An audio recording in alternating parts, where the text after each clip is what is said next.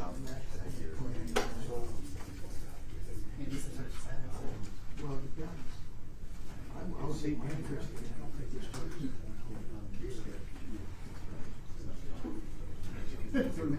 Questions 10, then we'll be on it.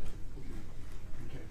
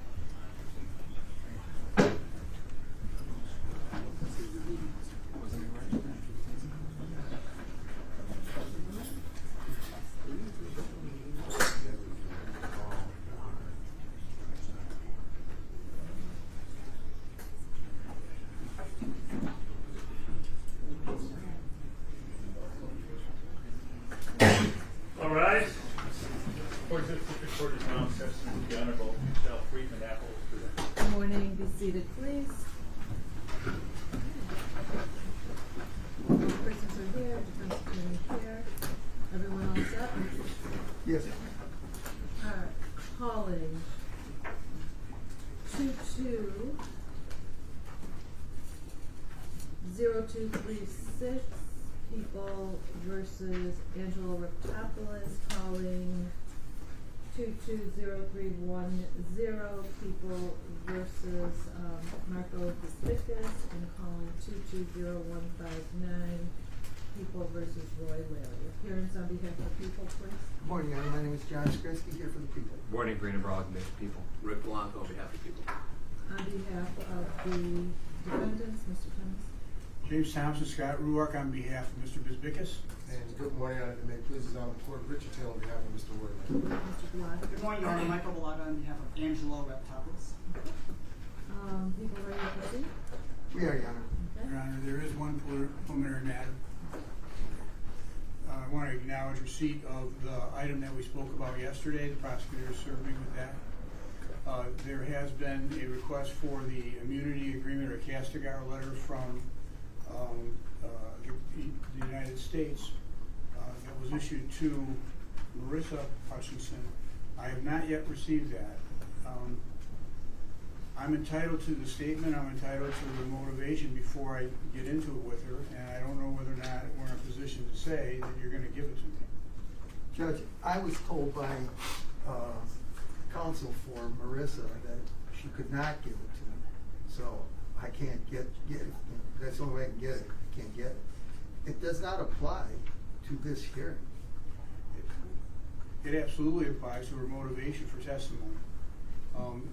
This is as we have heard from the officers in this case, is a continuing investigation. They are working in conjunction with the FBI. The FBI has been involved in the interrogations of Mr. Darnell Larry, and there was an indication of a possibility that the case might go federal in the interview on the videotape.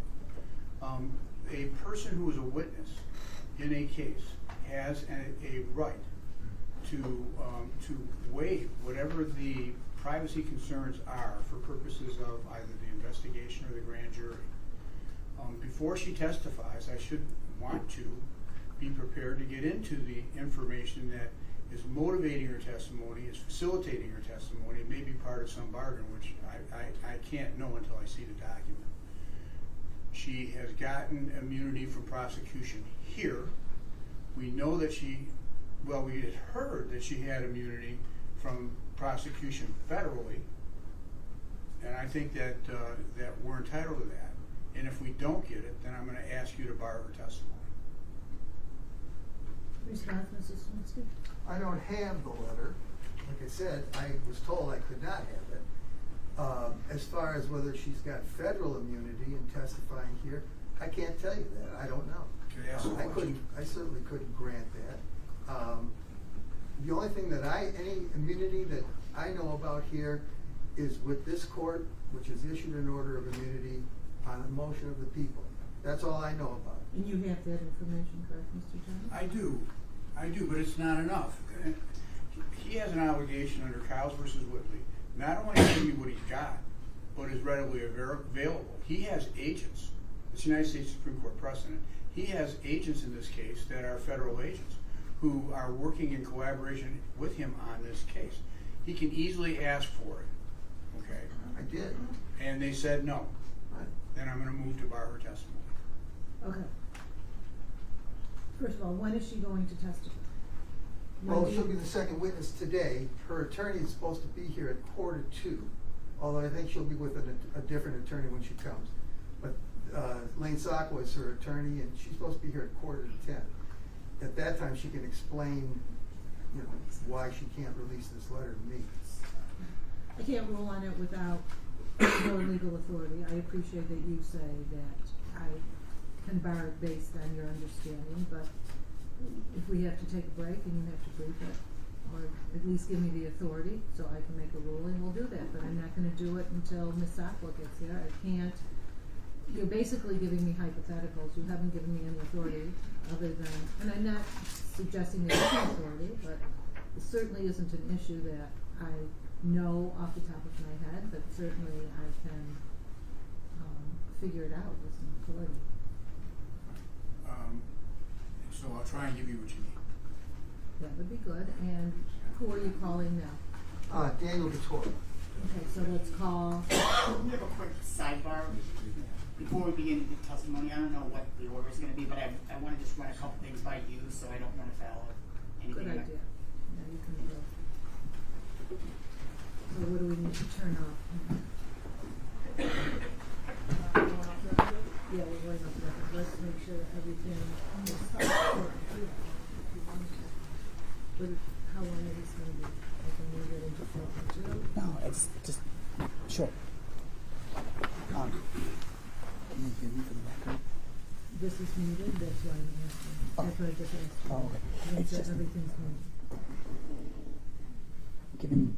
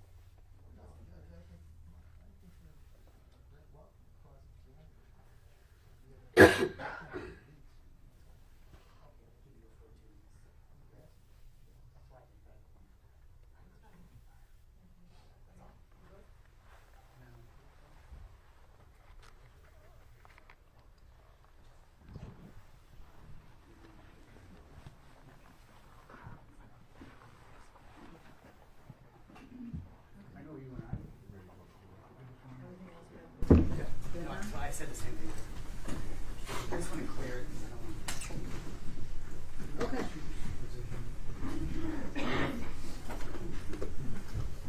Officer Patrol? Ready for Officer Patrol? We got another, people called Daniel Batora. I think someone went to go.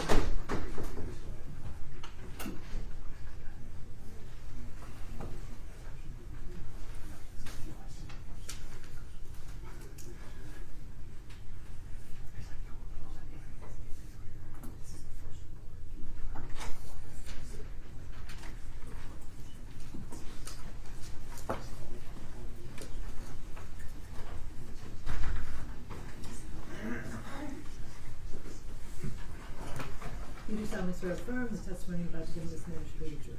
I do. Have a seat, please. State your full name for the record. Spell your name for the record, please. Daniel Batora, last name is spelled B as in boy, A-T-O-R-A. Thank you. You may proceed with your response. Good morning, sir. What is your occupation? I'm a sergeant for the Oak Park Public Safety Department. And how long have you been employed that way? I've been an officer for going on 16 years. Okay. Let me point out the date of June the 1st, 2022, and the hour of about 12:36 p.m. on that day. Do you recall that date and time? Yes, sir, I do. Okay. At that date and time, what happened? Our 911 dispatchers dispatched the reports of shots fired and a man down in the area of the Taco Bell at 21350 Greenfield in Oak Park. That's in Oak Park? Yes, sir. Okay. When you got that, where were you when you received that dispatch? At that time, I was a detective assigned to our detective bureau. Okay, so you're here. I was here in the building in our detective bureau. All right, what happened then? I responded to the area with another detective, Detective Paul Deskowitz. Okay. What? You arrived on the scene? I didn't go directly to the scene of the shooting. I went to the area. Okay. Where did you go? Exactly where did you go? So the shooting occurred at Miller Street and Greenfield Road. I went to the area of James Street, which is 1 block north of Miller, and began to check the area east of Greenfield. Why were you doing that? Our dispatch had reported that a possible suspect was seen fleeing towards those apartments in that area, described as a black male on a bike wearing a hat. Okay. So when did you arrive on James Street? I did. Okay. And what happened when you got there? There was some gentlemen standing on the front porch of a house right on James Street, just east of Greenfield. I asked them if they had seen anything, and they said they did not see a shooting, but they did point us out a vehicle, a white Mercedes-Benz that was parked just east of that location that they thought might be involved because they saw somebody run from that vehicle. What happened then? As we went to investigate that vehicle, our dispatch reported that there was another caller, I believe a mail carrier, reporting that they believe. Well, don't tell us what the mail carrier said, but you did get another dispatch? Yes, sir. And then pursuant to that dispatch, did you do something? Yes, I went to the area of 15325 James Street. Okay, and when you got there, what did you see?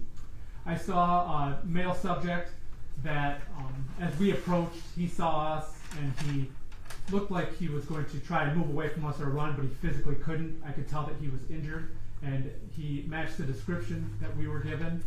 We exited our vehicle. How did he match the description you were given? So the second caller had reported that the person was a black male wearing blue jean type pants and like a gray shirt or coat, something of that matter, and he matched that description. He was wearing that?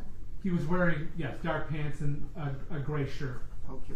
Do you see that man that you saw wearing those clothes on that day in court today? Yes, sir, I do. Can you point him out exactly what he's wearing? So he's right in front of me wearing the orange Oakland County Jail suit with, he's wearing glasses. Okay. Would the record reflect that witnesses identified the defendant? Yes. Thank you. Did you come to know his name? Yes, I did. Okay, what's his name? He told me his name was Roy. Roy, okay. Can you tell, at that point, what happened? So we had approached him and secured him in handcuffs, and I asked him what happened, and he told me that he'd been shot. He'd been shot? Yes. Okay. What did you do when you heard that? So looking at him, I saw that he had blood on his hands and arms, so I began to check him for a gunshot wound while asking him what happened. All right. Did he tell you what happened?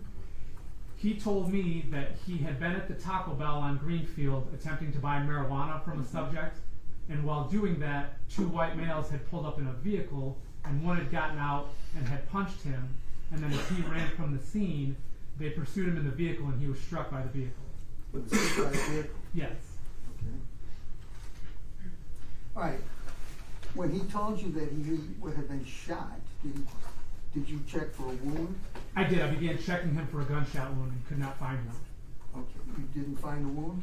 Eventually, I kept asking him to narrow it down because I couldn't find a gunshot wound on his body, and eventually he told me that he thought his ankle was hurt, and then I checked his lower left ankle, and it was clearly broken. Okay. And it was obviously broken. You could see that? It was obviously broken, yes. Okay. I want to show you what we have marked as exhibit number 64. Well, first of all, let me ask, exhibit number 36 I want to show you. Before I show you that, did you ultimately receive any kind of a transmission from Detective Green? Yes. Later on in the investigation, Detective Green said... How much later in the investigation? It was, I would say, an hour, maybe hour and a half. Okay, after you confronted Mr. Roy? Yes. All right. And what did you receive from Detective Green? A screenshot from the security video of the suspect in the shooting. Okay. And when you saw that picture, did that match the person that you had in custody? Yes, I reported to Detective Green that the person we took into custody was a person in the screenshot. Okay, so can you look up at to your left and look at the screen at exhibit number 36? Is that the individual? Yes. Is that the picture that you received? Yes. And that was the individual that you had in custody at the time? Yes. All right, now, does that individual, you pointed to Mr. Roy Larry, does he look the same today that he did on that day? Yes, his might be a little more gray, but yes. Okay. All right. And I want to show you exhibit number 64.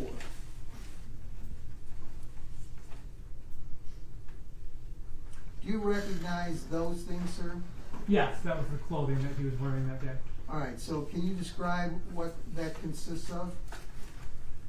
Dark blue, I believe they're jeans, a gray, like what I would call a medium gray t-shirt, I believe white and gray socks, black tennis shoes, and then I'm not sure what that wadded up white clothing is. On those shoes, they got little silver buckles on them? Yes, I did see that. Okay.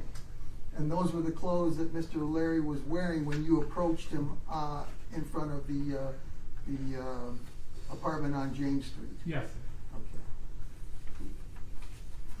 sir. Okay. Okay. And exhibit number 65, wanted to show you for a moment. Do you recognize that person? Yes, that's Roy Larry. That's Roy Larry. Okay. Yes. And that was a picture of him taken at the hospital? Yes, sir. Okay, and exhibit number 66? Yes, Roy Larry. Okay, and that's the same person that you arrested? Yes, sir. The same person that was wearing the gray t-shirt, the blue jeans, the black shoes with the buckles? Yes. Same person? Yes, sir. And the same person had a broken ankle? Yes, sir. And he told you you'd been hit by a car? Yes, sir. Thank you. I have nothing further to say. No Oh, wait, questions? I'm sorry, before I get to this, you did, I have nothing further. No questions, Judge. Mr. Sorry. Taylor? Your first encounter with Mr. Larry was based on a mail carrier call of someone in need of assistance. Am I correct? The call was that they believed somebody involved that we were looking for. My understanding of the dispatch was somebody that we were looking for they believed was in front of 15325 James. Okay, but I thought you indicated there was a UPS worker that was there on the scene and the person was in need of assistance. Our dispatch reported that a mail carrier was calling and reporting somebody they believed to be involved in front of 15325 James. That's what we were responding to, and they provided the description. And when you got there, you saw someone there in need of medical assistance or in distress. Well, when I got there, I saw somebody that clearly wanted to run from me and couldn't. When I approached him and we took him into custody, he told me he'd been shot, and then I in fact called for paramedics to respond because I had somebody that was reporting that they had been shot, and I began trying to find the gunshot wound while talking to him about what happened. Okay. And you indicated that you saw blood on his arms and the clothing that he was wearing. Am I correct? I saw blood on his hands and arms. Okay. And then upon your further investigation as relates to the medical attention, you inquired in terms of what happened to him. Yes, sir. And he described to you an incident that took place and how he got injured. Am I correct? Yes. When you got near the person, did you see that person with a hat on? He did not have a hat on. He did not have a hat on? No.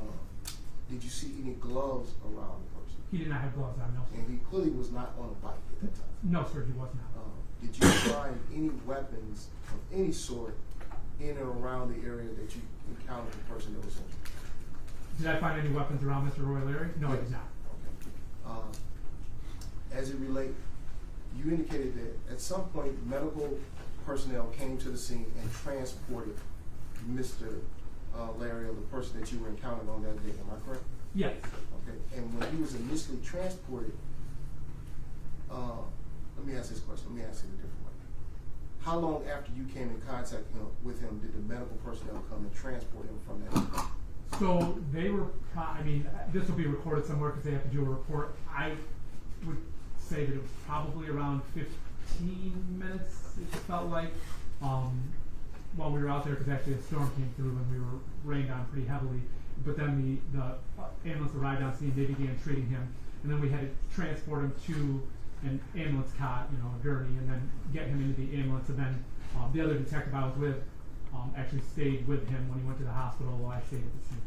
So the best estimation is from your initial contact from him leaving the scene in an ambulance was approximately 15 to 20 minutes. Well, from the ambulance getting there, and this will be documented in a report by the ambulance that responded, but my best recollection is it was probably about 15 minutes because there was already one ambulance on the way for the other victim in the shooting, and then another ambulance had to be dispatched to me because he was reporting that he was shot when I called for them. So I would say it's about 15 minutes before they got there. So it wasn't until you made contact with Detective Green approximately an hour to hour and a half after the person was transported from the scene. Am I correct? So the medical person. So that's my estimate. That Okay. he was already gone from the scene. Yes. Okay. And then at that point, I should ask this question. When he was transported from the scene, he was not a suspect in any homicide or any incident that had occurred. Am I correct?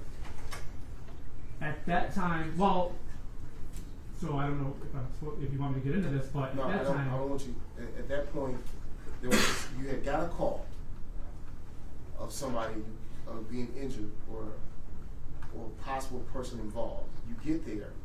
Within 15 to 20 minutes, he's transported from that area. Am I correct? By medical personnel. well, it's not that quickly that he's transported. It's about 15 minutes, I believe, before the ambulance gets there. It's a little bit longer before they leave with him because they treat him at the scene. We have to get him in the cot. They have to get him ready for transport and then take him.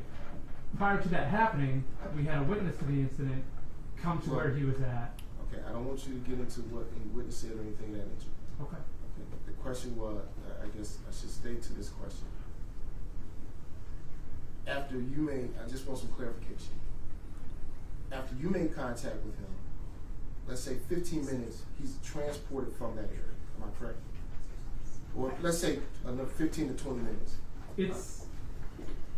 This again, it'll be documented in the ambulance report, but I would say it's about 15 minutes before the ambulance gets there. It's probably another 10 to 15 minutes before they leave with him. Okay.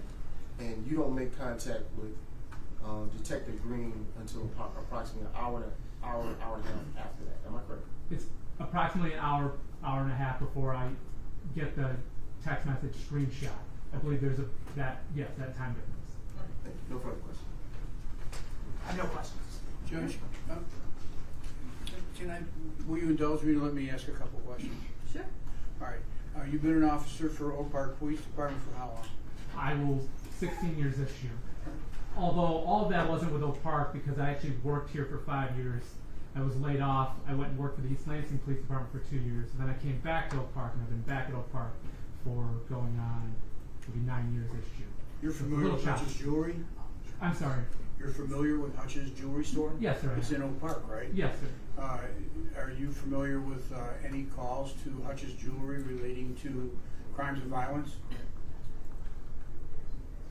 In terms of like assaults or People shootings? being assaulted, crowd control issues, anything relating to that? Not that I've investigated, no. Were you involved in the investigation regarding a gentleman who tried to break in? Yes, a couple, but yes. I didn't notice that last part you dropped. I had two that I can think of, one I investigated and one that I assisted in investigation. Which was the one that you investigated? I investigated a breaking and entering where 4 male subjects overnight broke through the glass in the business and stole some jewelry. And then I assisted another detective in an investigation that occurred where actually an adjacent storage facility used by the jewelry was broken into. Were you engaged in one where there were prosecutions? So, in the second investigation I assisted with, there was prosecutions. In the first investigation that I was the OIC on, I know that there's ongoing prosecutions in that case. I'm just no longer in charge of it because I'm not in our detective bureau anymore. What was the name of the defendant? The defendant in the One that you investigated, So the that there's an defendant- ongoing prosecution. I believe warrants were just obtained. I can recall one name as, I believe it was Tito Wilkie. The other name, it escapes me, but I believe 2 subjects have been, I think warrants have been issued for 2 subjects in that case. Do you know the name Tafar AR? I believe that is the suspect in the investigation that I assisted Detective Beasley with. And is that a third one, or is that the That's the second one I was That's the referring to. second one you're referring to. Do you recall if that went to prosecution? Yes, he was arrested. And do you recall whether or not there was a disposition in that case? That I do not know. Do you know from your involvement in the case whether or not there were any threats made as a result of the prosecution in this case? No, I do not. No one asked you that, Detective Beasley or the officer in charge? Asked if there were threats. If there was any threats towards Hutch? No, I've never been asked about And that. you never were asked by private investigators about threats towards Hutch? No. Thank you. Thank you, Judge. Anything further in light of that, Mr. Sminsky? Just one question. What are the dates of those incidents, if you recall? I can't tell you the specific dates, but both were, I believe, months before this shooting occurred. Okay. The one I investigated, I believe, was several months before. Okay. Have you developed any kind of connection between those people that were involved in those incidences and the shooting? No, sir, I have not. Thank you. But no one asked you about that? I'm sorry. No one asked you to develop a connection? I'm not aware of any connection that's been developed. I never was asked No, to that's develop not what a I connection. asked. No, I was not. I never developed a connection myself. That's not what I asked. Did anybody ask you about the incident and whether or not there was any connection to Hutch and violence? Not that I'm aware of, no. Okay, thank you. Officer, you are aware of this case, correct? Yes, sir. I mean, you were involved in the investigation of this shooting, correct? Yes, sir. And you knew that those break-ins were at the place of business of the victim in this case, correct? Correct. And you what did you understand? Did you ever understand that there might be a connection between those 2 things? Did you ever consider it? Absolutely, there could be a connection. There was never any part of my involvement in this investigation for this shooting that suggested that there was any connection to any previous case. Thank you. Nothing further. So we're summarizing the back and forth. While you were involved in the case, no one ever did pursue a potential that violence occurred to Mr. Hutchinson as a result of some person who was charged for some crime relating to his business. I did not pursue. And no one to your knowledge did. Not that I'm aware of. Okay, thank you. Are we done? Nothing further. May this witness be excused? Yes, please. Yes, you may. Thank you. So is Thank the you, Ron. next witness, Would be Ms. Hutchinson. Thank you. and she's expected here in about 5 minutes, is that what you indicated? She is here, but her attorney is not here yet to speak about that letter. So, I think she's 5 minutes away. If we could have a short adjournment. All right. We'll take a short recess. Do you want to leave the prisoners? Do you want to transport them? What do you want to do? You can leave it. Okay. All right. I'll take a short break. All right.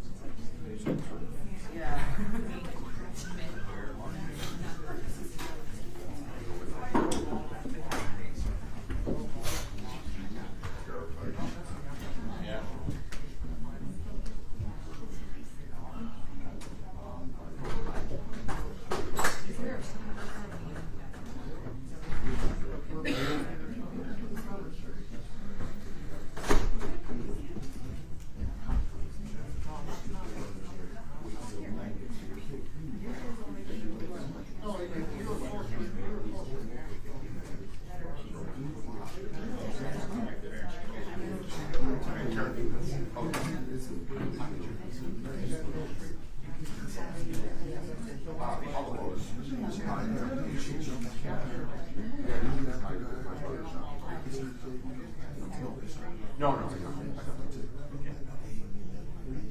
It's incredible. The lieutenant has been incredible. You see what went down. We, of course, did our own stuff. I'm sure you know what it was. And I question, everybody's worked tirelessly. These gentlemen are incredible. You know, so don't worry about games. Just everybody's taking. It's crazy.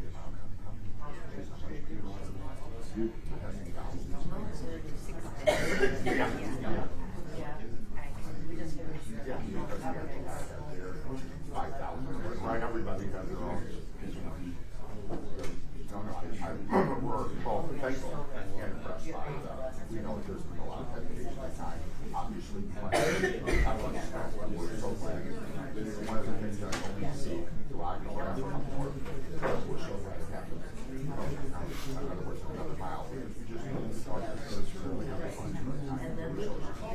Because part of it is just having the ability to handle it, and that's the reality of it. Yeah, no. I when I heard that, I one of the questions I was like, and I think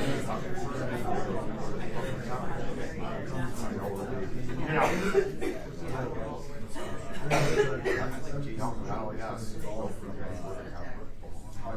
yeah.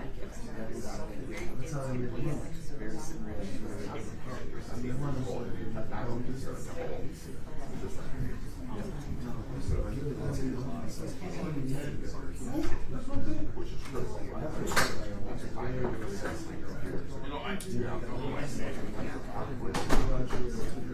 I know that it's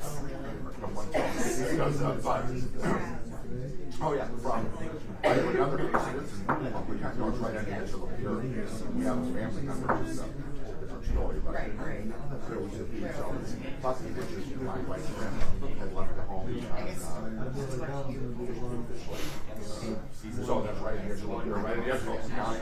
It doesn't happen to the kids. Well, now all the kids would be my wife's mom. And then now they're going to be talking about us, but we're, you know, concentration after we're all, we know that we're still looking at the same. And then one of the five, it was went in and instead of it was done before people came from media past, they read the evaluate how they read it out there, they put it in all the kids' names. I really didn't use my kids. Just investigate that. I'm running those right now. But I mean, just quite some stuff. You go, now here's this paper trail that you got to go down. I'm calling the vet. You can't talk to anybody to try and get the bill of 1995. I just didn't know how long it would take to get it, right? So that we can say it's but anyway, one simple thing that takes so much.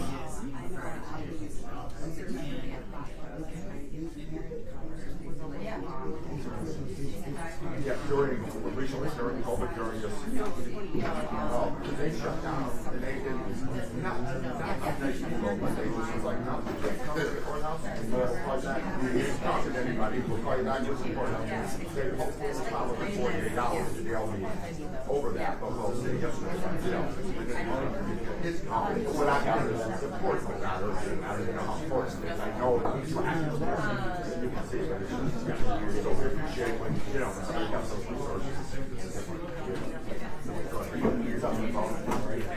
Good. I said thank you for my love. Good. No, I was going to call you last week. I really was to say thank you for, you know, for the whole thing. I didn't call it Christmas. Leave my message. I know. So, yeah.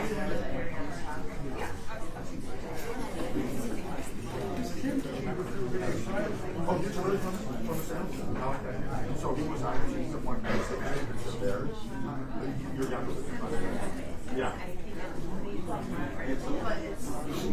Oh, okay. What did they say? You got to read the guys here in your school. So, yeah, not too much. One of the, not even, but one of the, all of the guys, yeah, you know, everybody, but all those guys, you still have something in it.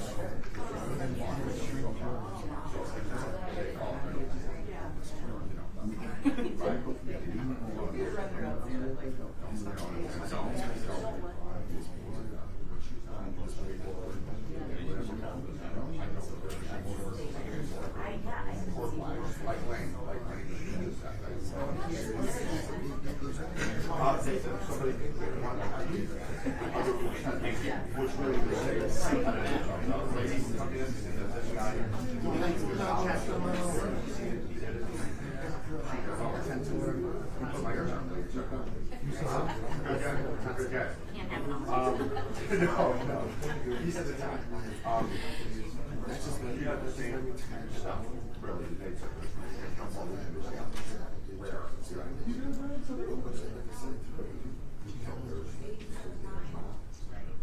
yeah. Those three, yes. Yeah, I mean, but remember something,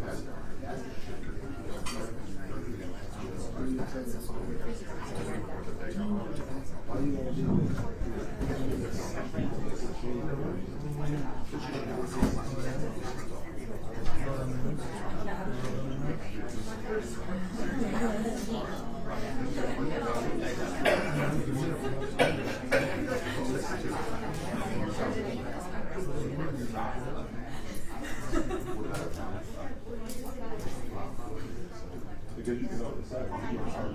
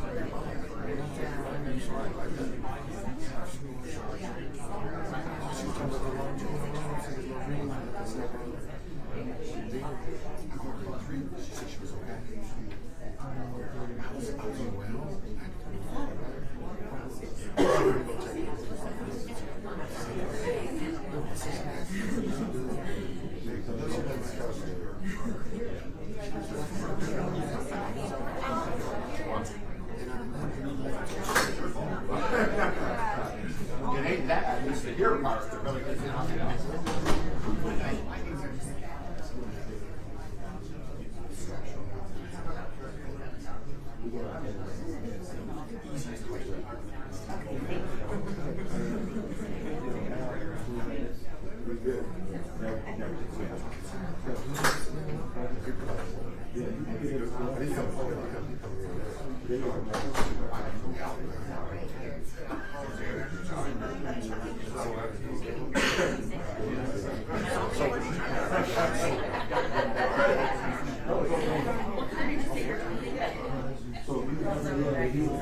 Yeah, right.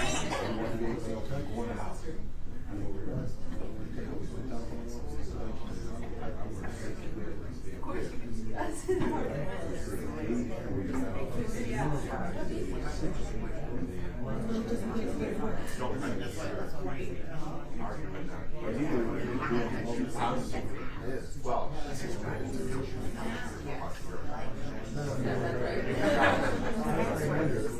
no, you can tell them women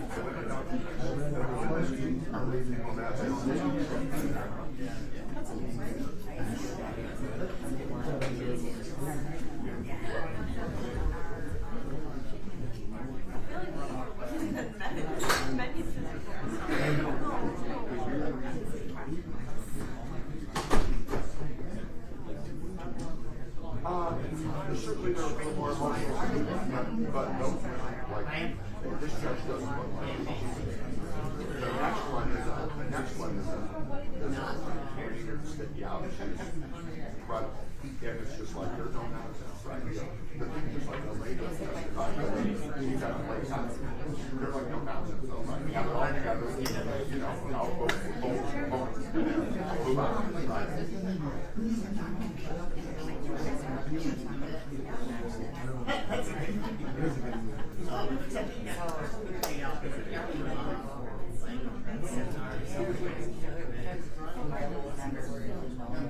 I never knew that. That's part of my outfit, and I never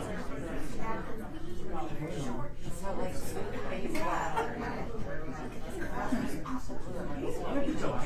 and it was that as well. Oh, it's funny. What do they call it? Ratings or whatever. Stick in your head. You pull out. You're one. Yeah. The jingle, right? Just remember that.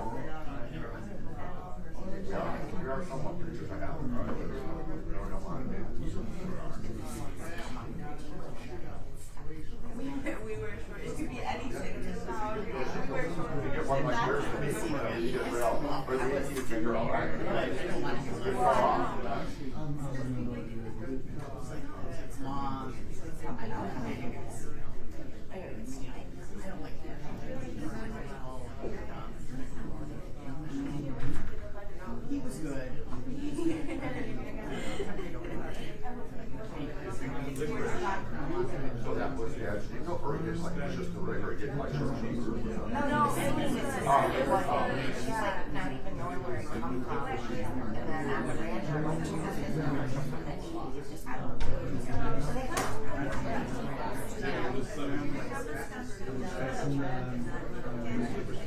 I'm not in Detroit. I've never been. Down here, it would, they didn't play out. St. Helena wasn't good. It was not a big hit to do that.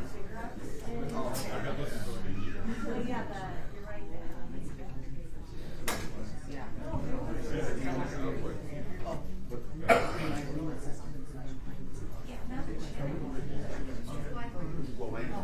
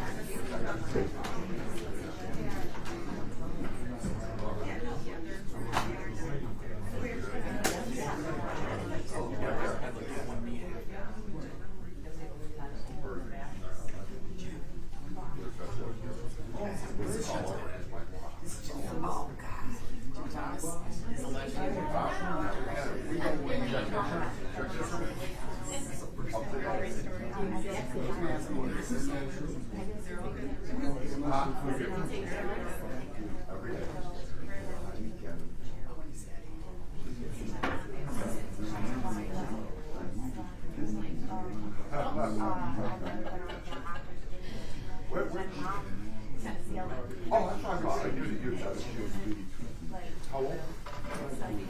Okay. Good.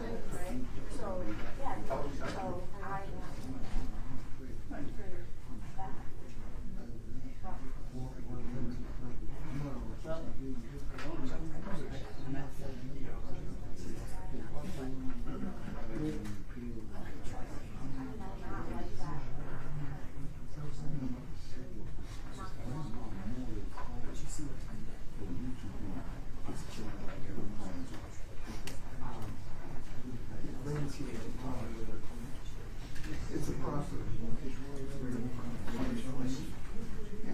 I don't need to know. She said the great jury. I just need. I don't know what is the term they call it.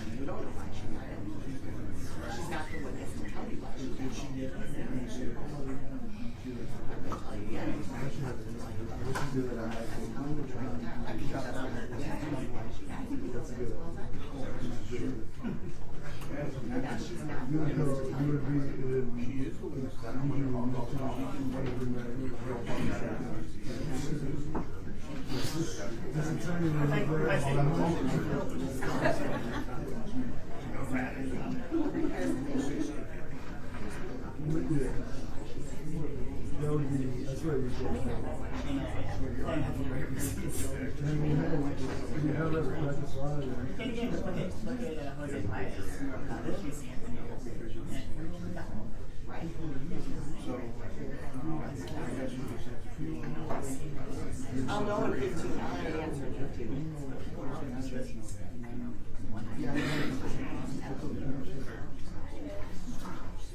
That's gonna be good. Okay.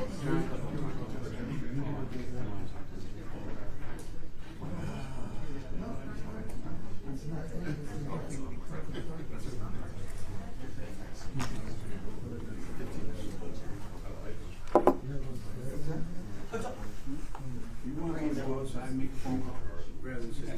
Yes.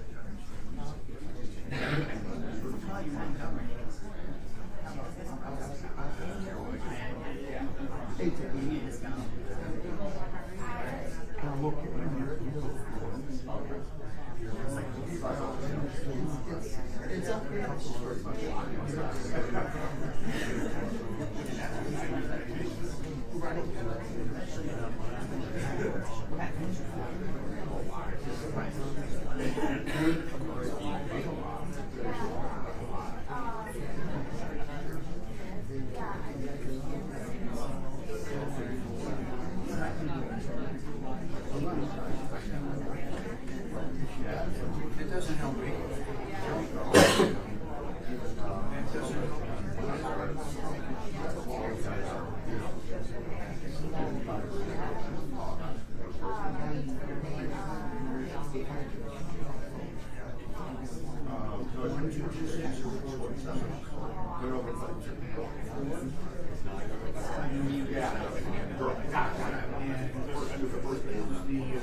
The circuit and the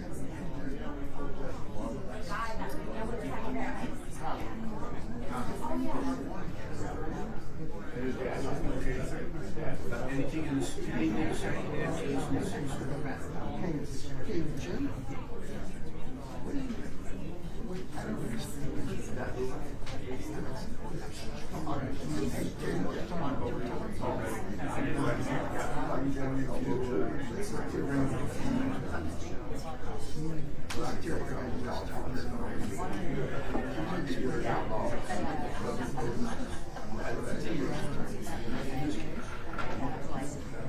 In this case, he's working, but he knows.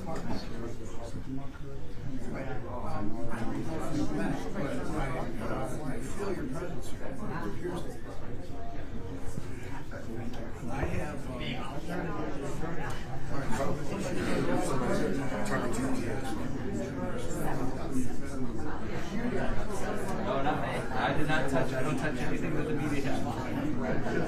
We just let you guys do your work.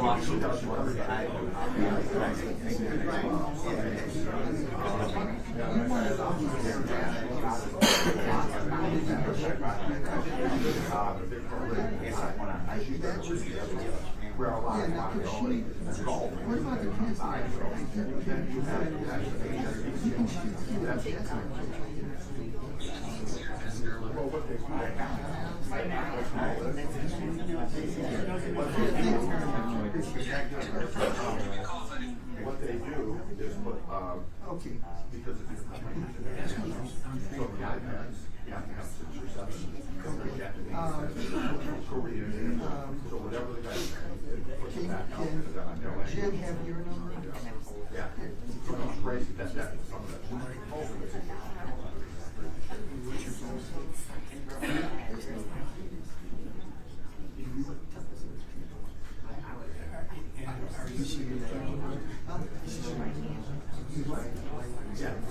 Yeah, she's on.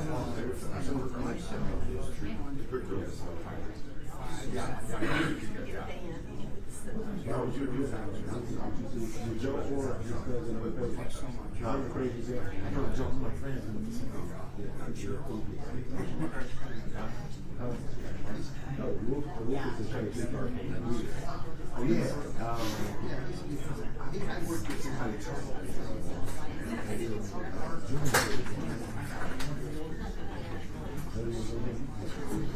So we should go and change it.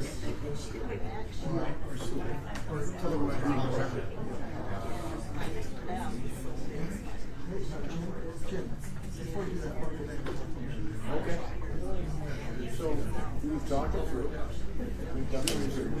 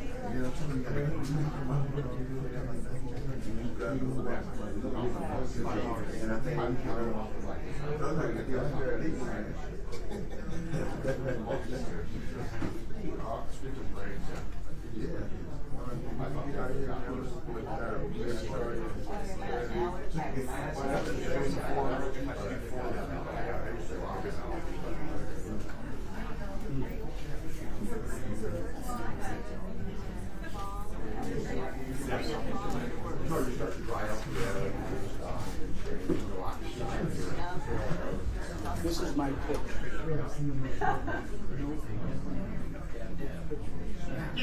It's Friday, more Friday, more fun.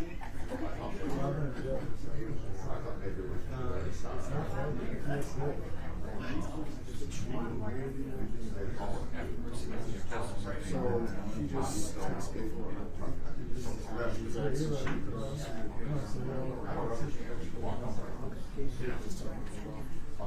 I told him yesterday.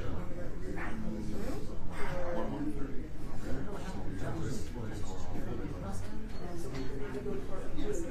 Yes. Text him.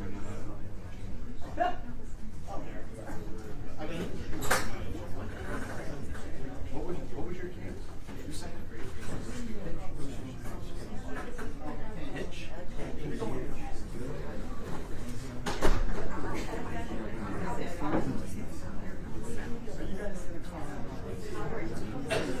No.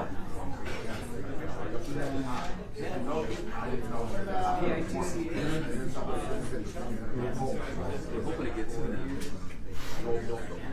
Oh, it's 11. I thought. No, I was looking at the U.S. Supreme Court. They said U.S.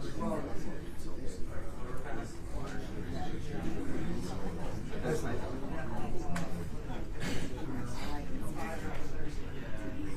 Okay. Thanks.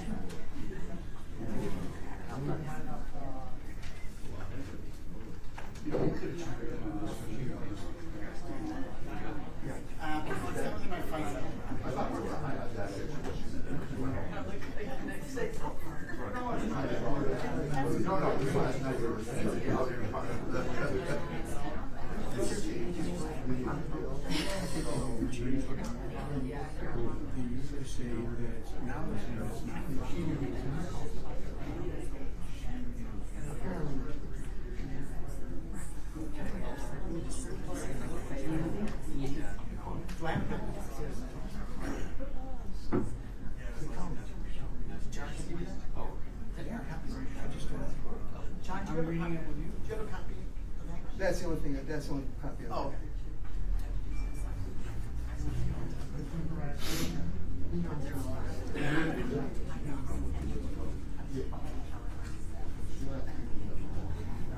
Which you can't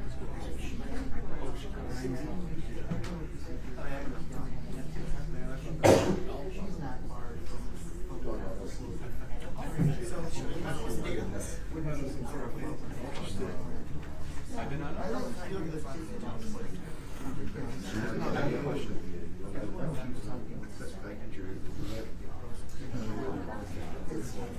On the third floor, when you come into the back doors, just to the door from the left, that used to be on the Well, there used to be just police officer waiting room right now. No, that's next to, no, I'm talking about when you come on the elevator. There's a door just move. That's where your. We're a court counsel. Yeah, I guess, no, You're gonna have to they're show. straight ahead. Well, everyone keeps talking. I'm gonna connect with Mike. Is that wrong? That's true. Yeah. It'll be there when we get there. Oh, I'm in the game. It can be true. Both can be true.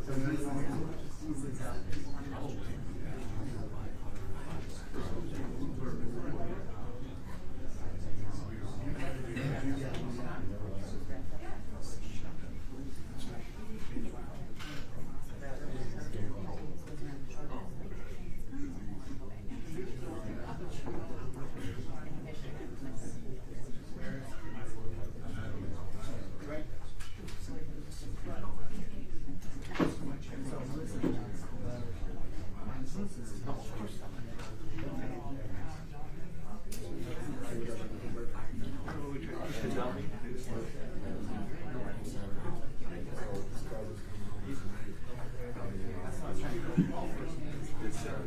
good. Then I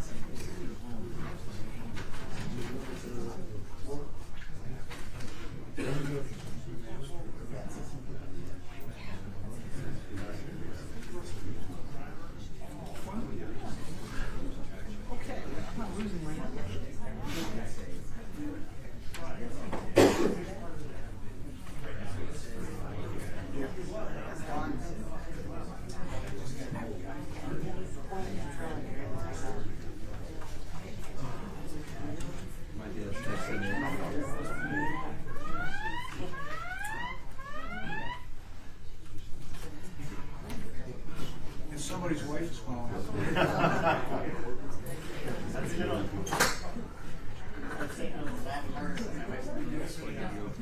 Yeah, are you guys, Yeah. are you guys okay? Are you guys okay to go?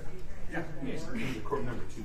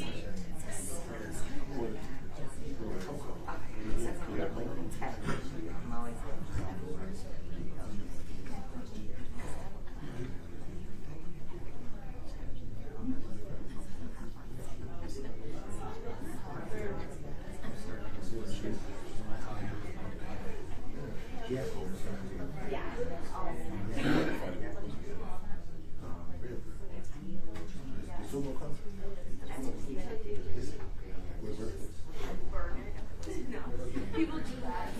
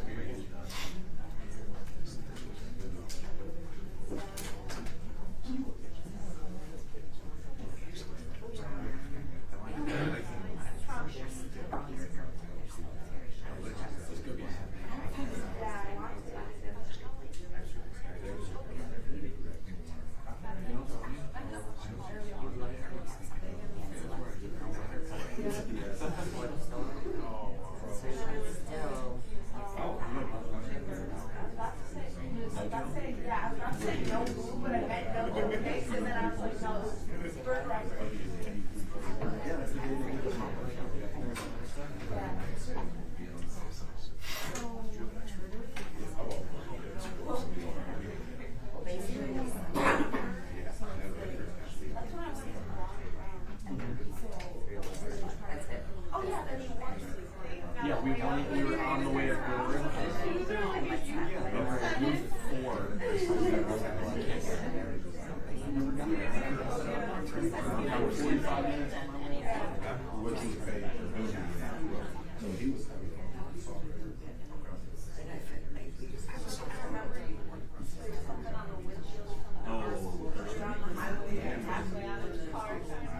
Yeah, there's a leaf trying to find fireworks. Yeah, on the highway. 70 miles per hour on the highway.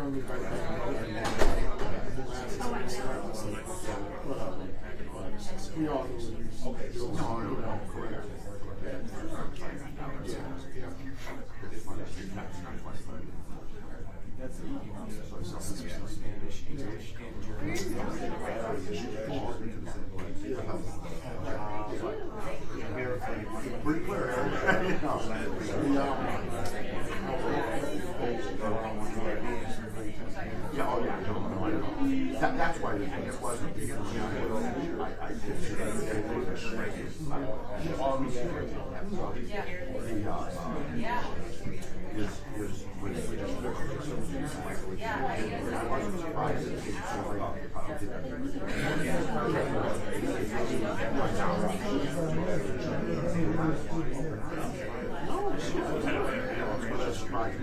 Not surprising either.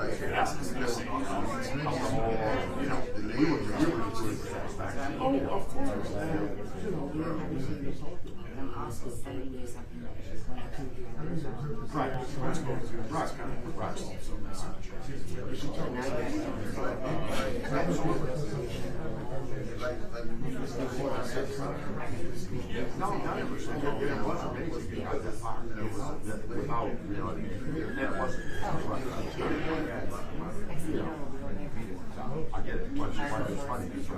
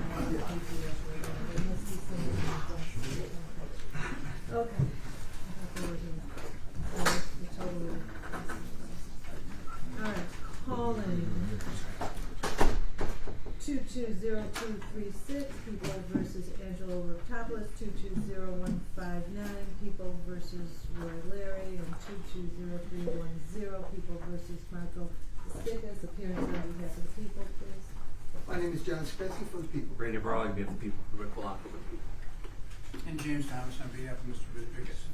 Richard Taylor on behalf of Roy Laird. Good morning again, Your Honor. Michael Blatt on behalf of Angela Raptopoulos. Okay, the record should reflect that we've had an opportunity to, we were on the record, but to resolve some outstanding issues that have now been resolved. And it is my understanding, do you need to make a record, Mr. Thomas? Your Honor, I want to thank you for allowing us to go on the record in another place. We have submitted case law, reason and common sense reared its ugly head, and we now all agree. Shut. Thank you, Mr. Thomas. Your next witness, Mr. We do, Your Honor. At this time, people call Marissa Hutchinson.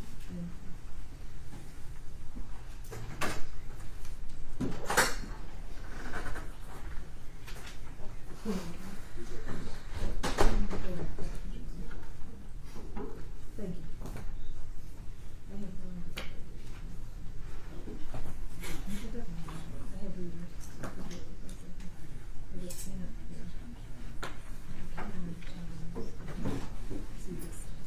Again, I'm right in the seat, sort of gonna be careful, there's wires. Before you sit down, raise your right hand. You do solemnly swear to affirm the testimony you're about to give in this matter. I do. Seat, please. Want to state your full name for the record Marissa Hutchinson, and spell your first and last name, please. Marisa Hutchinson. Okay. As I'm sure you've been told, you're going to be asked questions by prosecutor and defense attorneys. You are not being magnified in any ways, but you're being recorded, so you have to keep your voice up. And if you do an or an aha that people sometimes do naturally, you'll just be corrected. Okay? Okay. Thank you. Mr. Swinsky. Good morning.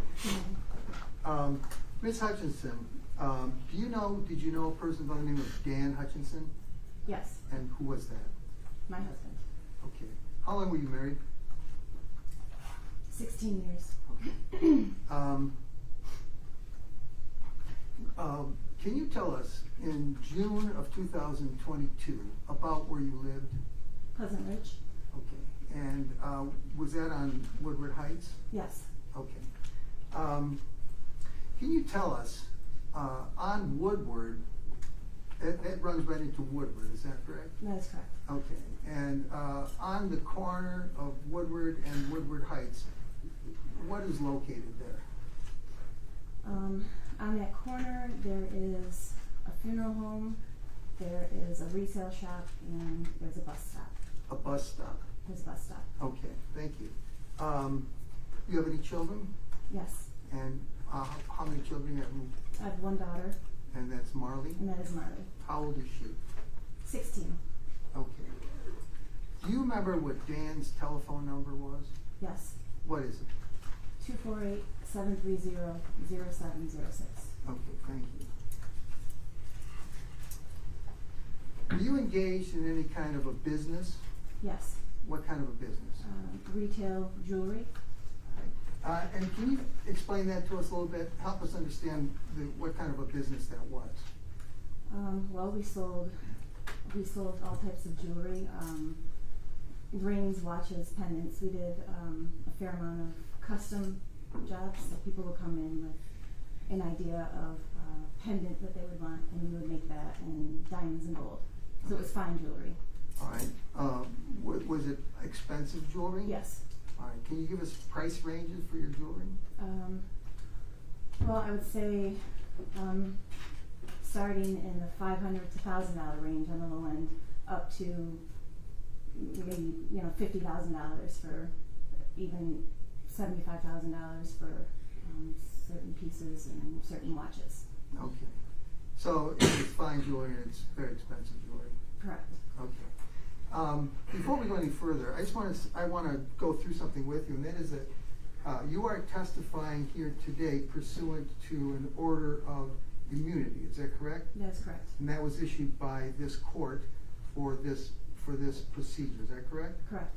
And that order says that nothing that you testify to here today can be used against you. Is that correct? That is correct. And it further says that whatever kind of information that derives from anything you say today cannot be used against you. Yes, Okay. It's not like you're absolved from anything that you did or ever will do, correct? You Correct. understand that? correct. Okay. And it was the prosecutor's office that applied for that order of immunity on your behalf, is that correct? Yes. Okay. So, where was your jewelry shop located? It was on Greenfield Road in Oak Park. Okay. There's a pawn shop that we're talking about in this case. Are you familiar with that too? Yes, All right. Did you own that? Did you and your husband own that? yes. Okay. Where is that located? 23180 Greenfield Road That's in in Oak Park? in Oak Park. Okay, how far away from the jewelry store is that pawn shop? It's about a mile south. Okay. And your pawn shop, the pawn shop and the jewelry shop on Green Street? Correct. All right. And do you know where the office of Marco Bisbicus is? Yes. Where is that located? That's on Greenfield Road as well, on the other side, so that's Southfield, and I think that's 13 mile. 13 in Just south Greenfield? of 13 mile, yeah. Okay. And you said it was the other side of the street? Mm-hmm. So is Mr. Bisbicus's office on the west side of the street? Yes, And your pawn shop and your jewelry store are located on the east side? correct. Okay. And how far away from that pawn shop is Mr. Bisbicus's office? Well, the pawn shop is just north of 8 mile, and he's just south of 13 miles, so 4 to 5 miles. Okay. Were you involved, did you have any other kinds of businesses beside the jewelry store? No, Did you, well, for example, did you sell anything by Cartier? oh, yes, All right, and did you have a business that was involved in selling those things? yes, so it operated within the jewelry store. It was located in the jewelry store? Yes, H2 Optics, so it was an eyewear company that operated within the jewelry store, which allowed us to have that Cartier account. Okay, why is that? Because Cartier won't issue an account to jewelry store. You have to be an eyewear company. Okay, and that's for selling a particular Cartier item, is that right? That is for selling, yes, only glasses. With the Cartier account pertained to only glasses. So Glasses frames? frames, yes. Okay, so you had a separate business entity that took care of selling that product? Correct. Okay. That the pawn shop that you owned, was that at the time on June the 1st, was that open? No. Okay, had you purchased that from another person Yes. that was a pawn dealer? Correct. Okay, and what was that person's name, do you remember? Ray Fox, Ray Fox. also known as Pay Benny. Okay. That was what he went by. All right, and what was the name of that store before you owned it? I believe it was Pay Benny. That's what was on the building. Okay, and it was a pawn shop? It was. Okay. Did you also own some properties, H&H Properties? Do you know what that Yes. was? So H&H Properties was the LLC that my husband formed with a high school friend of his, and with that we purchased a property in Marathon, Florida. Okay. What kind of property? A vacation rental that exists within a resort. Okay. Was that like a seasonal rental for you, or? Yes. Okay. Yes. All right. Now, do you know Marco Bisbicus? Yes. Is he in the courtroom today? I will stipulate to ID, Judge. Thank you. Thank you. How did you know Mr. Bisbicus? Mr. Bisbicus came to be our attorney maybe 5 years ago or so, and we knew family members of his that as it turned out, I'm not sure if they're actually related, but they were referred to as cousins, but I think that term has been used loosely. Okay.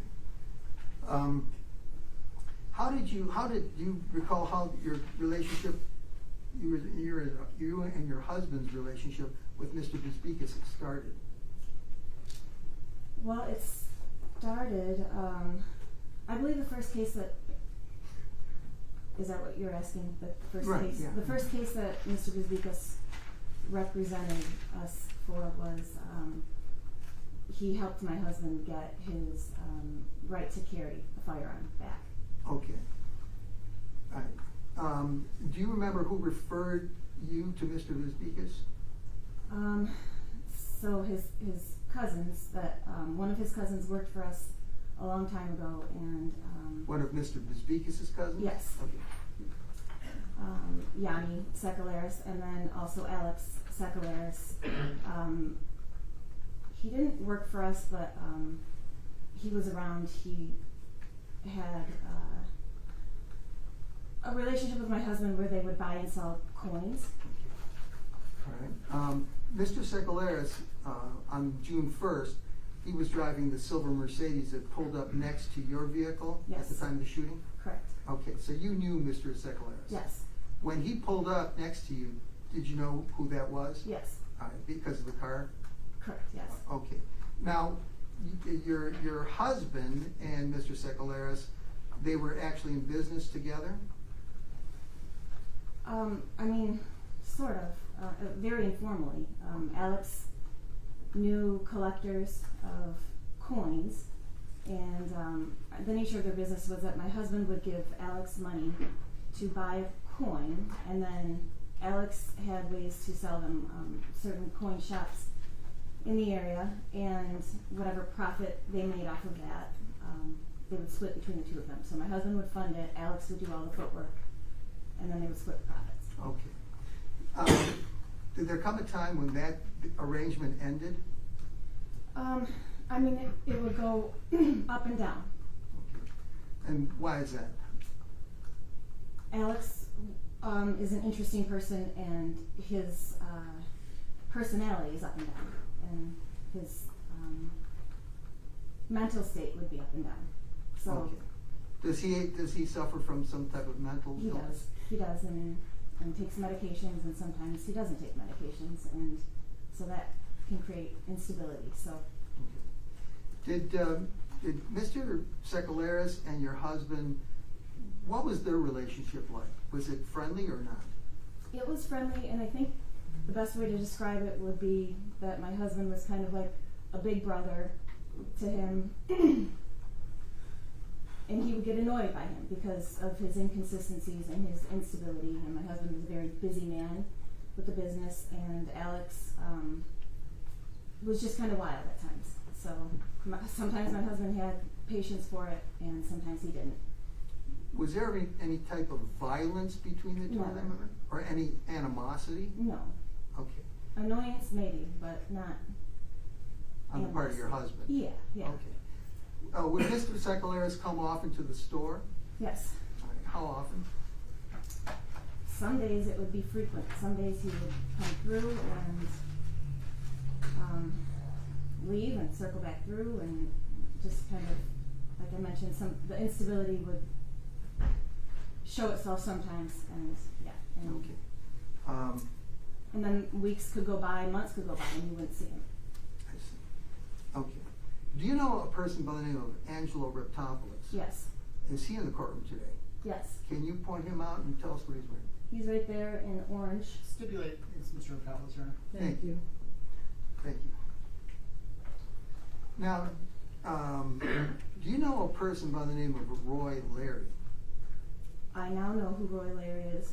And on June the 1st, 2022, did you know who Roy Larry was? No. Okay.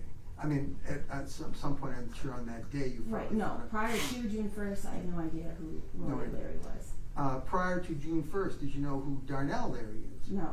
Okay. Would you know Mr. Roy Larry if you saw him? Today I would. Oh, because of what's been on TV and things? Yes. Okay. Is he in the courtroom too? Yep, Okay. yes. All right.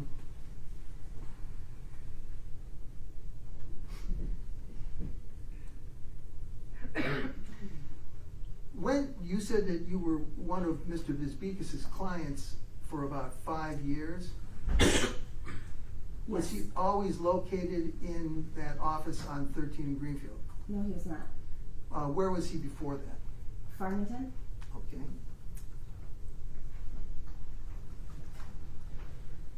And is that the only office that you knew that he had before? Yes. Okay.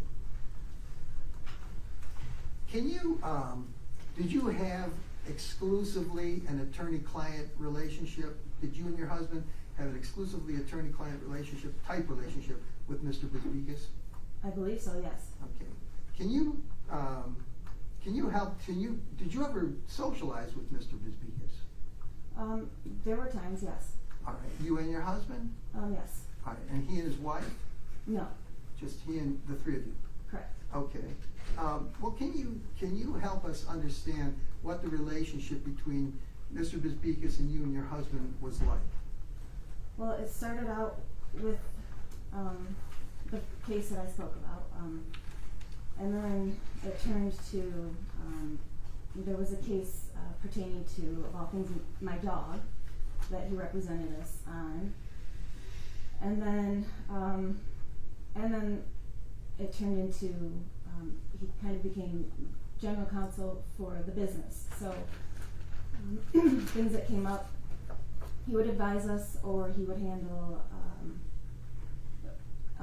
subpoenas. So we would get subpoenas throughout a couple, maybe one or two a year, pertaining to mostly forfeiture cases for clients of ours. Forfeiture isn't like drug forfeitures? No, it would be, we wouldn't know the nature. It would just say we would have to verify that we did in fact sell this piece of jewelry to a person and maybe put a value on it. So you would be receiving subpoenas as a value expert, for example? Correct. Did you ever have to testify in court about that? No. Okay, but that's what the subpoenas would be from? Right, correct.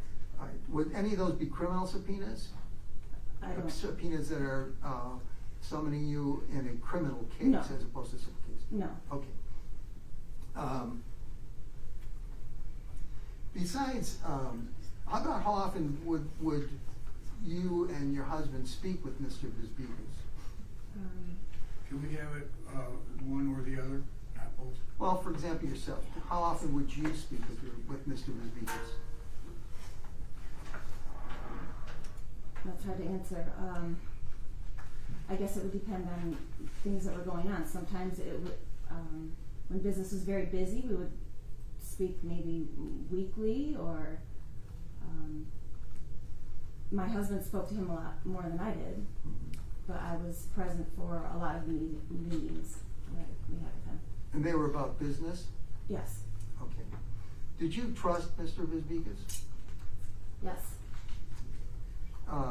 Completely? completely. When you had Mr. Bisbikis do work for you, how would you pay Mr. Bisbikis? It started, there were a handful of invoices. It started, like one would expect, he would invoice us. So I don't ever remember like an initial retainer that we gave to him. But as our relationship with him, lawyer-client relationship with him moved on, it became a lot less formal with the billing and invoicing, and invoices weren't really present anymore. So there was no bill and there was no receipt for payment of the bill? Right, there are probably some receipts out there, but for the most part, most of the payments that went to Mr. Bisbikis weren't invoiced or documented. All right, how would you pay him? Little cash payments. All right, you would pay him in cash? Yes, sometimes, most of the time, yes. Did there come a time when the nature of your jewelry business changed, when the income from it changed. Yes, Can you explain that to us? yes. Well, I guess once the pandemic hit, So that would have been about 2020? correct. So maybe, I guess the easiest, it tripled. Our business tripled from 2019 to 2020. What can you tell us what kind of income the store had prior to 2020? So like the revenue, the yearly. Yes. So in 2019, the business did approximately $7 million, and then in 2020, it did $21 million. Really? Yes, And how long did that increase last? for 2 years. 20 and 21? So 20 and 21, and then 22, it started to taper off. Okay. So for those 2 years, 20 and 21, would you estimate that the revenue was about 40 million? Yes. Okay.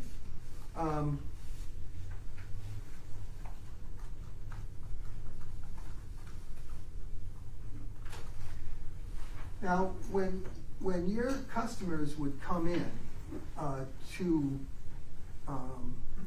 your shop to buy things, can you describe? Would you have ever have cash transactions with Yes. customers? Yes. All right. Can you explain a typical cash transaction? Well, let me ask you this. Did you report all of your revenue from your business in years 2020 and 2021 to the IRS? No. Okay. And why not? What brought that about?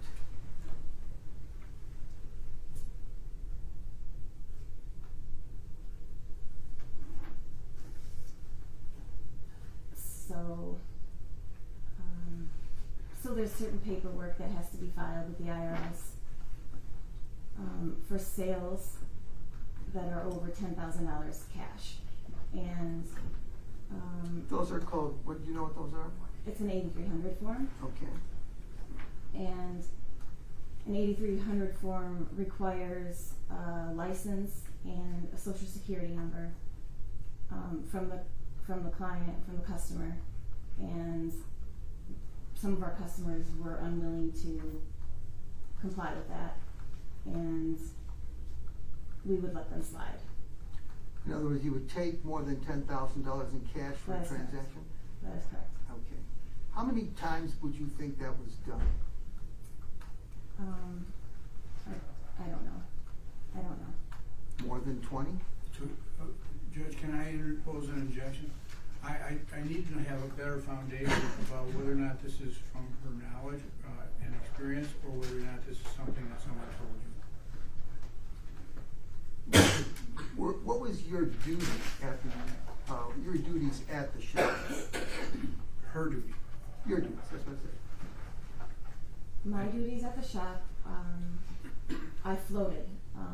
I floated, but they mostly pertain to administrative, back of the house stuff. You mean back office? Yes, Yeah, yes, okay. yeah, back office. I would every month I would prepare a package for our accountants and I would take that to them so that they could prepare our sales tax forms. What kind of a package were you preparing? So in that package, it's check stubs,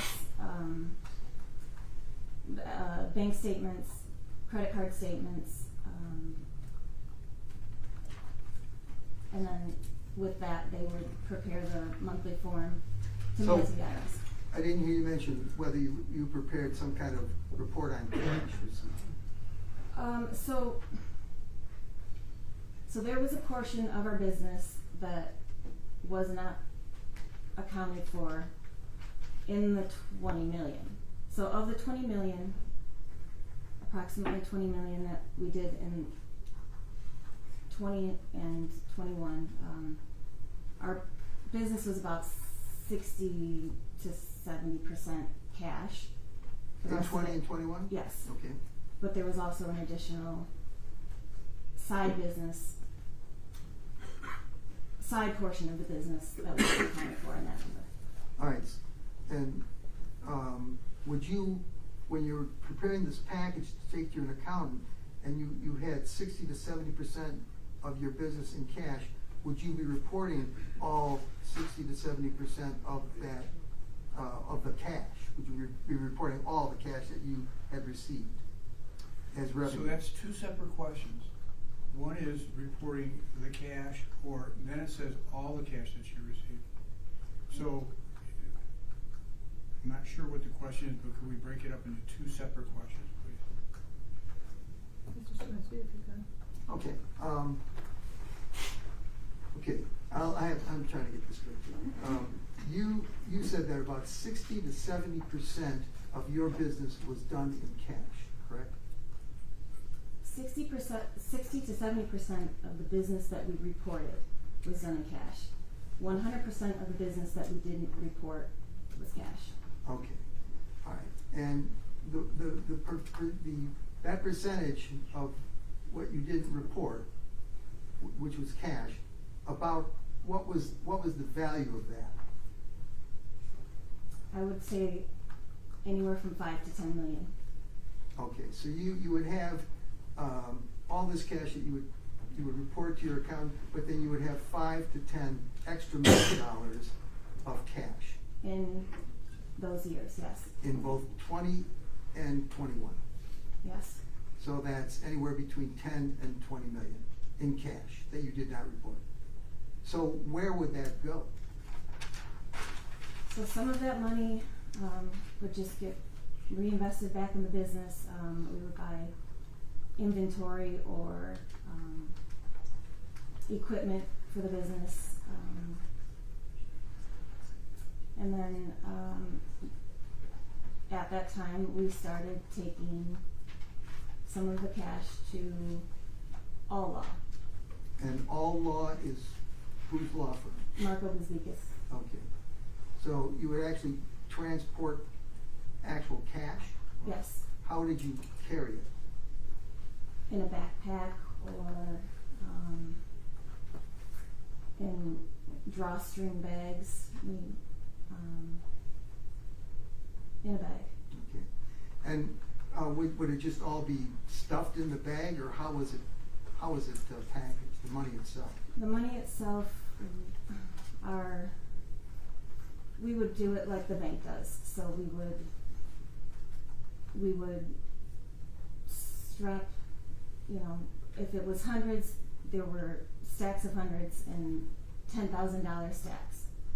And then with the stacks, we would kind of bundle it in $50,000 or $100,000 bundles. Okay. Can you, so these were these bundles of cash, $100 bills or whatever denomination. Was it mostly hundreds? It was mostly hundreds. Okay. And that would be packaged in the manner you just described. And then you put it in a backpack or a drawstring, and then you would take that to Marco's office. Correct. All right, well, whose idea was it to take it to Marco's office? So, I'm gonna ask for a foundation that she has personal knowledge, or the source of the knowledge, so that I could make an objection if it's necessary. If it's from her own personal knowledge, I have obviously no objection. Well, it sounds like it is, but. Maybe. Do you have personal knowledge of whose idea it was to transport the money to Marco's office? Yes. Whose? Marco's. And how was that idea, how was that conveyed? Marco explained to us that over time, this could go through a trust account, a lawyer trust account. It was also referred to as an IOTA account. IOTA? Yes. Okay. Yes. Okay.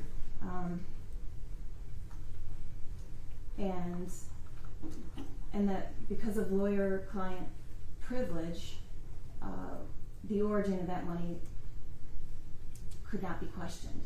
Okay. So he wouldn't have to disclose any questions? Correct. He wouldn't have to answer any questions about He that? further explained that it's quite often for clients to receive settlements and want to remain anonymous and not want to have details of these sort of settlements be known to the public, and that with these trust accounts, with this IOTA account, you could make that happen. Okay. Did you tell him, or were you present when Dan told him where this money was coming from?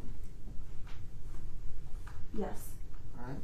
So what did you explain to him? Or what was explained to him? Well, by- it wasn't just one conversation, it was just over time. So as the business grew, this became a problem, and Which became a problem? the cash. The actual cash itself. Yes, Why did that become a problem? because it's not safe to have millions of dollars in cash. Okay. And Stored at your store? correct, Where, did you have a safe or something? yes, And that's where it was? correct. All right, go ahead.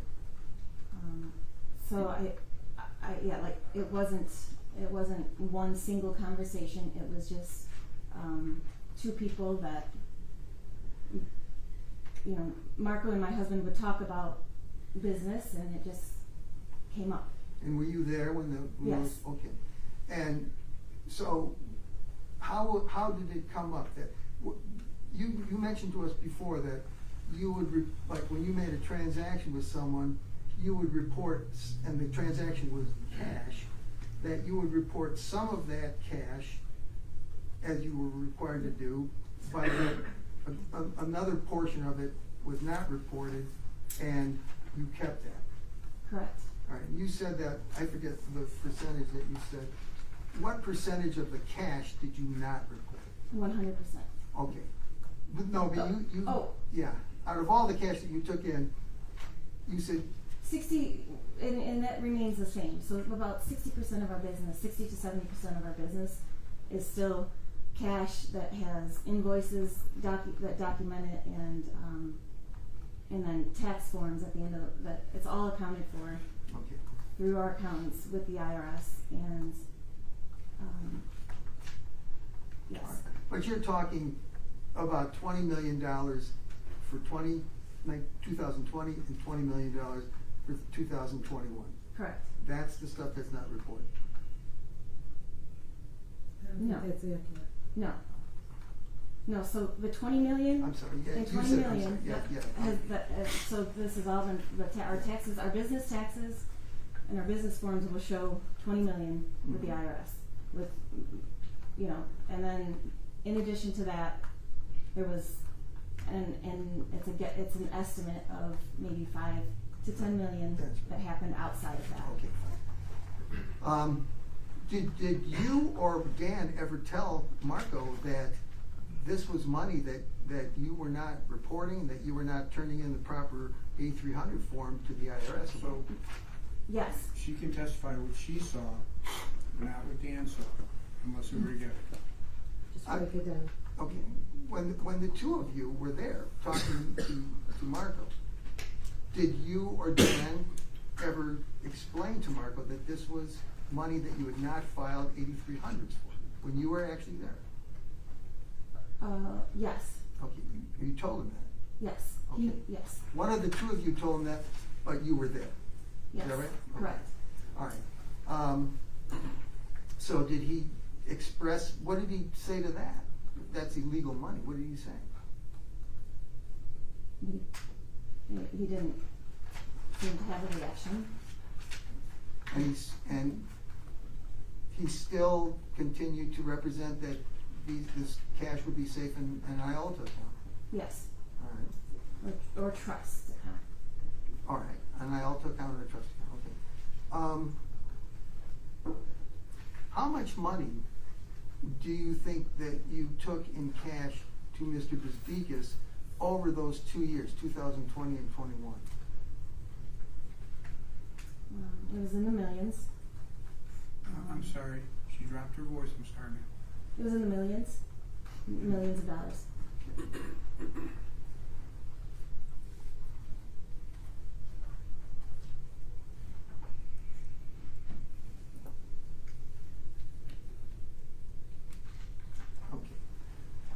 And now some of that money that you took to him, you asked him to, what, did you ask him to do anything with the money besides just put it into the account? Yes. Like, for example, what did you ask him to do with the money? So specifically, he wired money for real estate transactions. That you were involved in? Correct. Okay. Like what? The pawn shop. So the pawn shop was a $600,000 purchase that Marco conducted for us through the account. And that was a cash, that was 600 in cash, 600,000 in Correct. cash. And yes. So the pawn shop itself, we'll talk about that a little bit more. But before that happened, were there any other kind of real estate transactions that you asked him to use the money, the cash you had given him? Yes, so we had a secondary home that there was still a mortgage on, and so he did that. He wired the money for that, the payoff. At that time, we purchased a house in Oak Park, where my father currently lives, and Was that on Talbot Street? yes, Okay. correct. And there was a balance on a boat financing that he paid off for us. Were there any properties in Florida that he was involved in? There was one in Panama City Beach. And what was that about? That is a condo of my mother-in-law's. Okay. And how, did you have a home in Florida? Well, the property that we talked about, the vacation property with H&H. H&H? Okay, Yes. H&H Properties, huh? Yes. That was that house? No. Okay, well, that's a different, yes. So that one is in Marathon, Florida, H&H. All right, H&H. All right, and he wired some of that cash that you had given him to complete the transaction on that house? So I don't remember. I wasn't there for the closing for that. Okay. So I'm not sure if he did that Okay, or well then not. don't tell us something you're not sure about. Yeah. But there was something else in Florida besides that and the condo? Right, so H&H Properties I'm not sure about, but the property in Panama City Beach, he wired the money for that transaction as well. Okay, that's. And that is my mother-in-law's. That's, okay. Was any other property there? No. Okay. Now, how about any real estate in Michigan besides the house in Oak Park? Yes, there's a secondary home. And where is that? Port Sanilac? Port Sanilac? Yes. Okay, so he used money that you had given him, cash money, and wired it to somebody to close on that house? So we had already closed on it and owned it, and but there was a mortgage, and so he paid off the mortgage Okay. through the. And that was with that cash? Yes. All right, and did you pay him for these services that he was rendering? Yes. Was he on a retainer amount, or did you pay him by transaction? It was incredibly informal. My husband would literally take a stack of hundreds and give it to him. And by stack, I mean $10,000 here, $10,000 there. And when he did that, did Mr. Bisbikis give you a receipt? No. Okay, so he was just giving him cash, and there was no record of that. Correct. All right. Was that done purposely? Yes. Why? Well, whose purpose? On your part. On your part. Yes. What was the purpose? Because of the origin of the cash, didn't make sense to have a tight ledger of all these transactions and where it came from, where it went. So it was, what I observed was basically a gentleman's agreement with the money. And Between whom? between my husband and Marco. And was there ever like any kind of a written accounting, or did they keep a tab or something? How did you know what the balance was? So what I observed was it was as informal as they would jot down a number on a piece of scrap paper or a piece of junk mail that would be sitting on Marco's desk. That number would be so if it was $2.3 million, they would put 2.3. They would go look at it, nod, and acknowledge it, and move on. So that would be like our balance. And was the transfer of the money itself equally as casual? Yes. When you got there, I mean, would you take the money out, put it on the desk or something? No. What would that look like? It would be bundled up, and my husband would hand it over and tell him how much was in there, and Marco would acknowledge it, but it was never taken out and counted in front of us. Or, Okay. No. Would you be the one that would band it? Sometimes, yes. Okay. I'd like to show you an exhibit. It's exhibit number 79.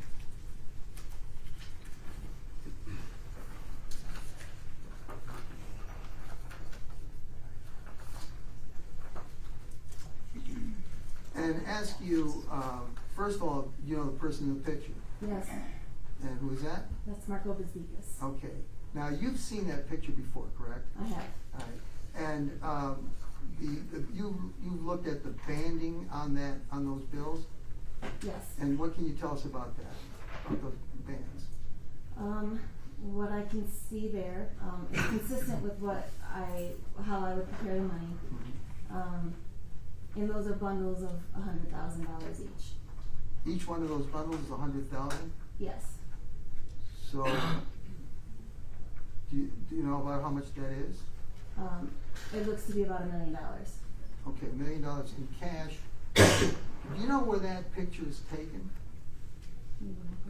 That is taken at Marco's office in Farmington. Do you recognize anything on the desk that allows you to say that? Yes. What is it? So there's a bottle of hand sanitizer on that desk, and I remember using it at his office, and he gave me a bottle of that, and I have a bottle just like that in my office at the jewelry store right now. Can you walk up to there and point as best you can to where it is? Right here. That's it. Okay, so that's a bottle of hand sanitizer. Yes. Okay. And he gave you that? He gave me one, yes. Yes. Okay.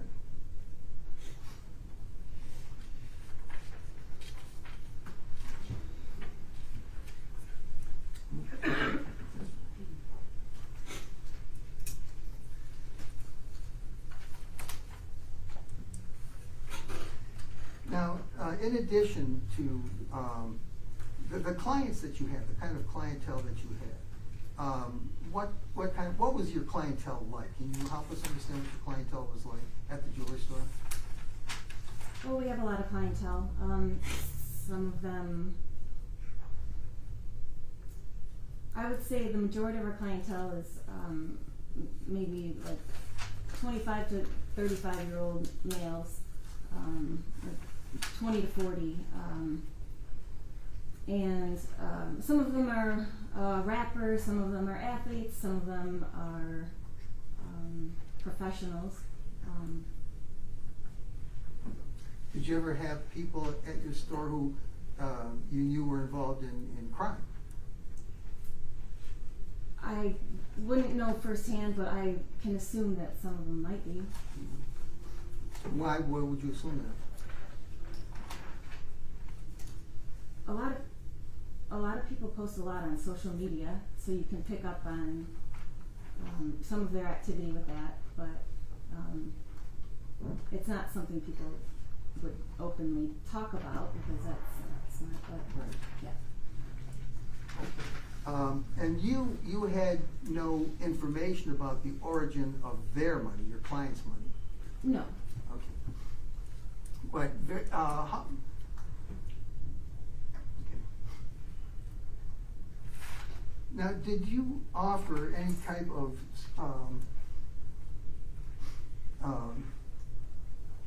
service, I think I would say, to people that you had as clientele regularly?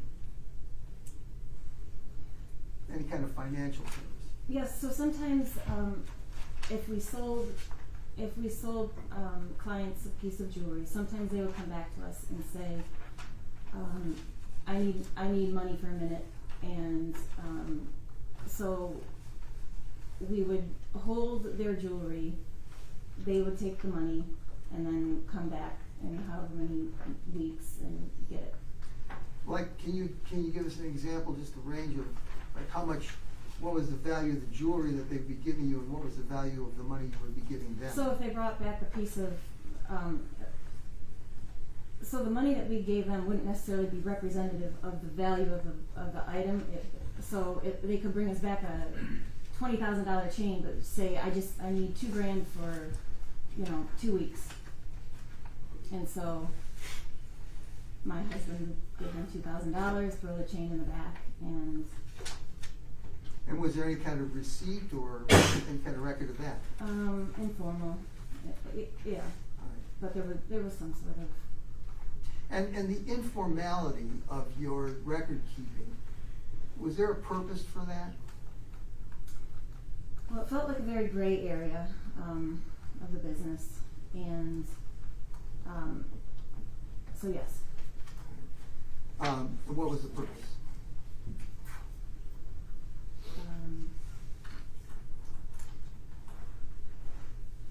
I think that it was beyond the scope of a retail jewelry store to be doing that. I now understand it to be beyond the scope of a retail jewelry store. We were advised by Mr. Bisbicus that as long as we did not collect interest on this sort of transaction, that was okay for us to conduct it like that. Did you and your husband speak with Mr. Bisbicus about all aspects of this business? I don't know about all aspects, but there was very open communication between my husband and Mr. Bisbicus about the business. Yes. Now, when the person that had borrowed the money came back with the principal, would they do anything further besides just return the money when they came over to the store? Not to my knowledge. Would they buy more jewelry, for example? Oh, it's possible. And you had no idea what the money that they were asking for was used for? Correct. Okay. And did you want to know? No. Okay.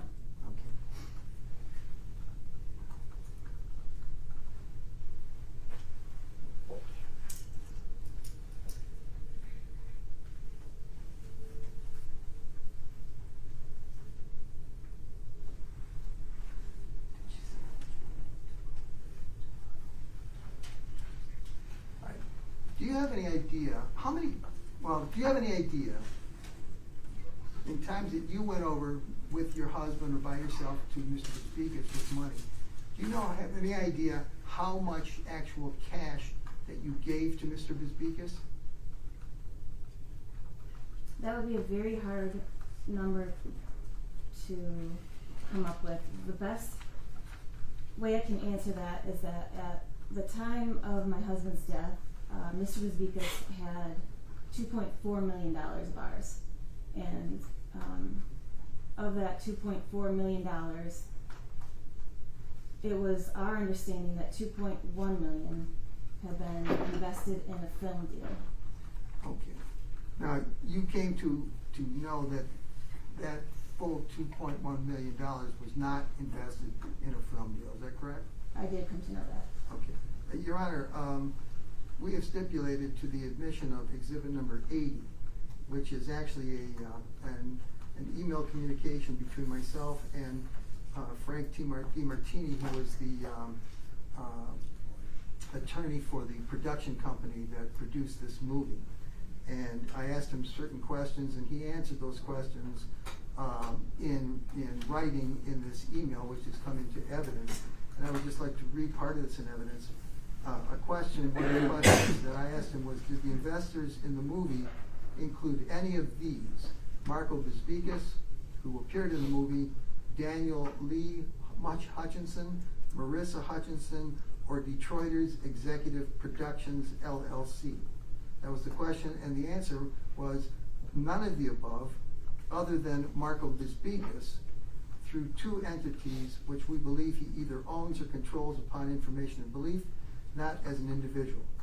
And then he says, details below in question 2. So in question 2, I asked, if so, how much did each invest?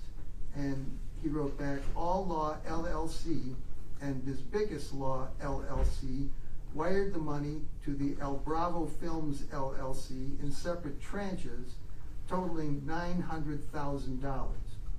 The wires were sent as follows: $200,000 on February 18th, 2022, $300,000 on February 24th, 2022, $50,000 from Bisbikis Law LLC, and $250,000 from All Law LLC, $100,000 on February 28th, 2022, $50,000 from Bisbikis Law LLC, and $50,000 from All Law LLC, $200,000 on March 3rd, 2022, $100,000 from each entity, and $100,000 on March 10th, 2022, $30,000 from Bisbikis Law, and $70,000 from All Law LLC.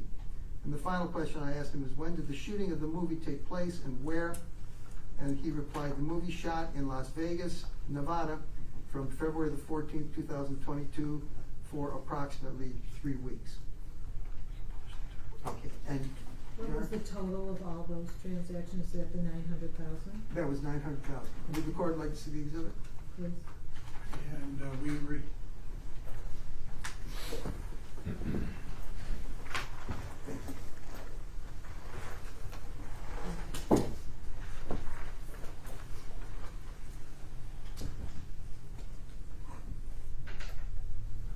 Whose suggestion was it to invest? First of all, did you know what the name of the film was? Yes, the name of the film was Skeletons in the Closet. Okay, and do you know who was supposed to have been in it? Yes, Cuba Gooding Jr. and Terrence Howard. Okay. Do you know anybody else that was in the movie? As it turns out, Marco Bisbikis. Was actually in the movie. Okay. Is that what he told you? That is what he told us. Okay. Now,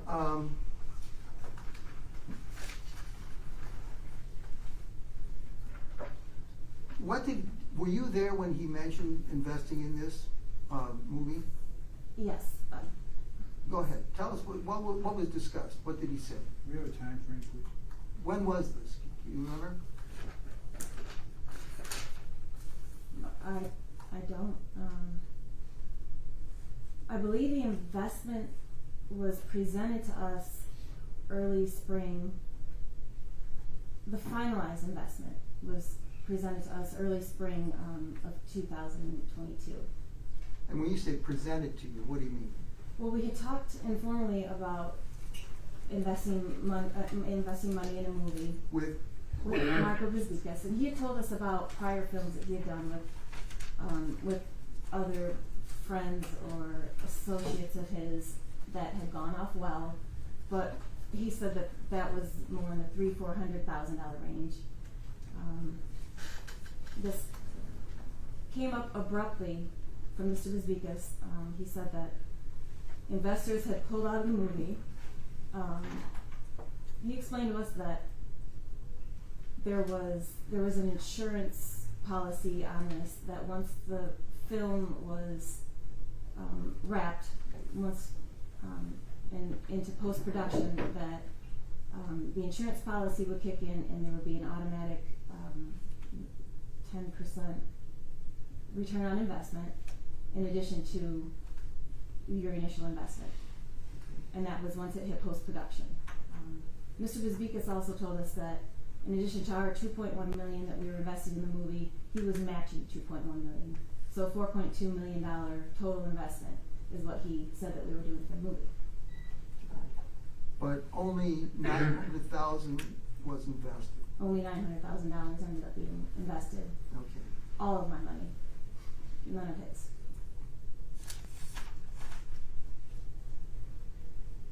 Now,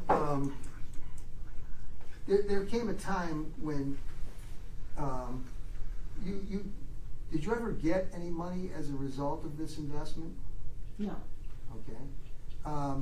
And did Mr. Bisbikis ever tell you that he had not invested the full $2.1 million of yours, but only $900,000? Did he ever tell you that? No, never. Did he ever return any of that investment to you? No. Okay. Now, there was an agreement, and this is exhibit number 81, Your Honor. And he wrote up an agreement between, and this was after the death of your husband, correct? Correct. And what was the purpose of this agreement? I was pushing to get something on paper. I told him it was very important to me because that's a large sum of money, and with everything that had happened, I was very uneasy about having that much money unaccounted for.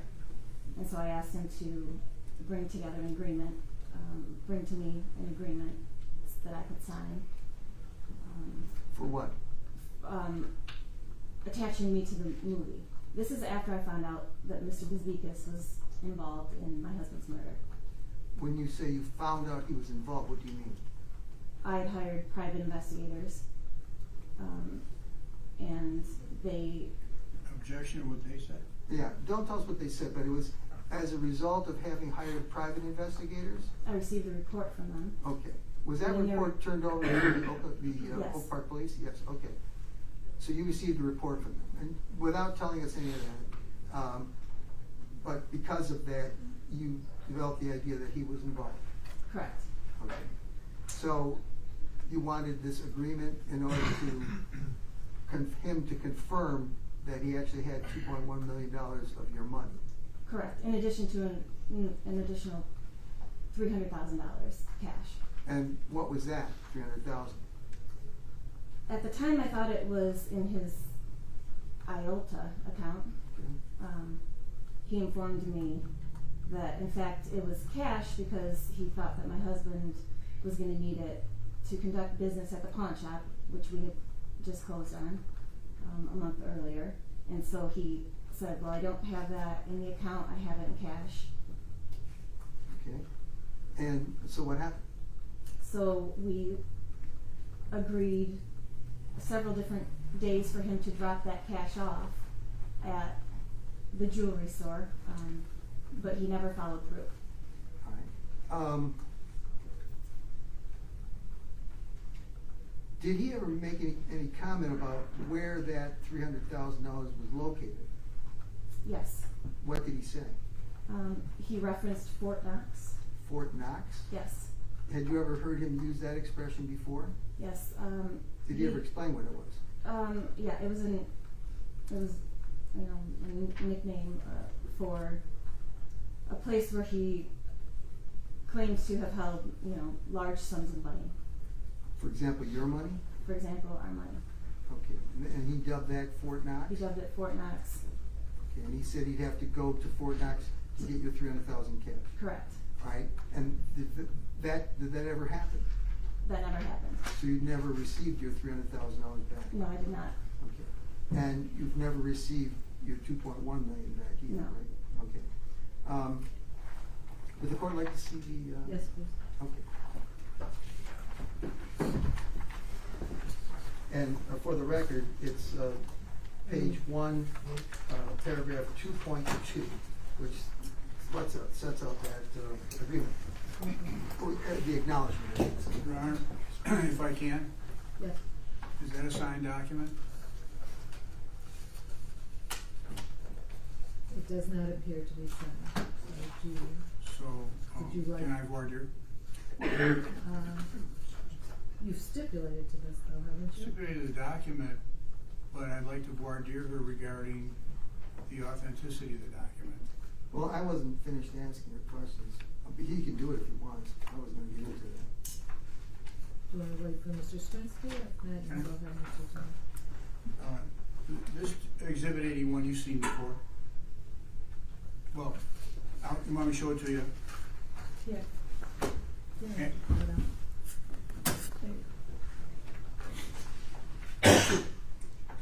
Yes. And this, the date of this is executed is July the 1st, 2022, is that right? If that's what's on there, yes, This is after the death of your husband.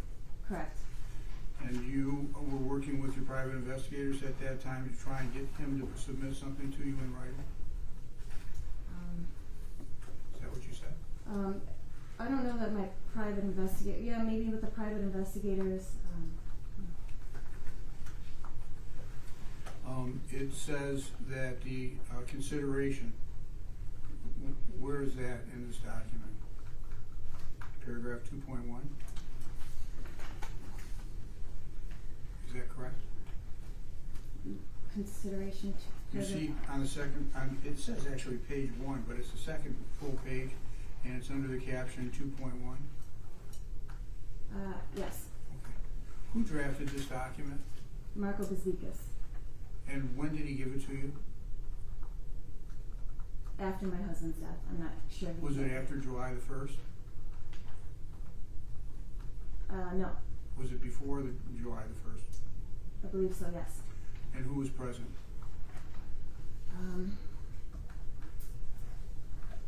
Robert Truskowski, Who is? who is an employee at the jewelry store, And myself, and anybody else? Marco Bezvikas.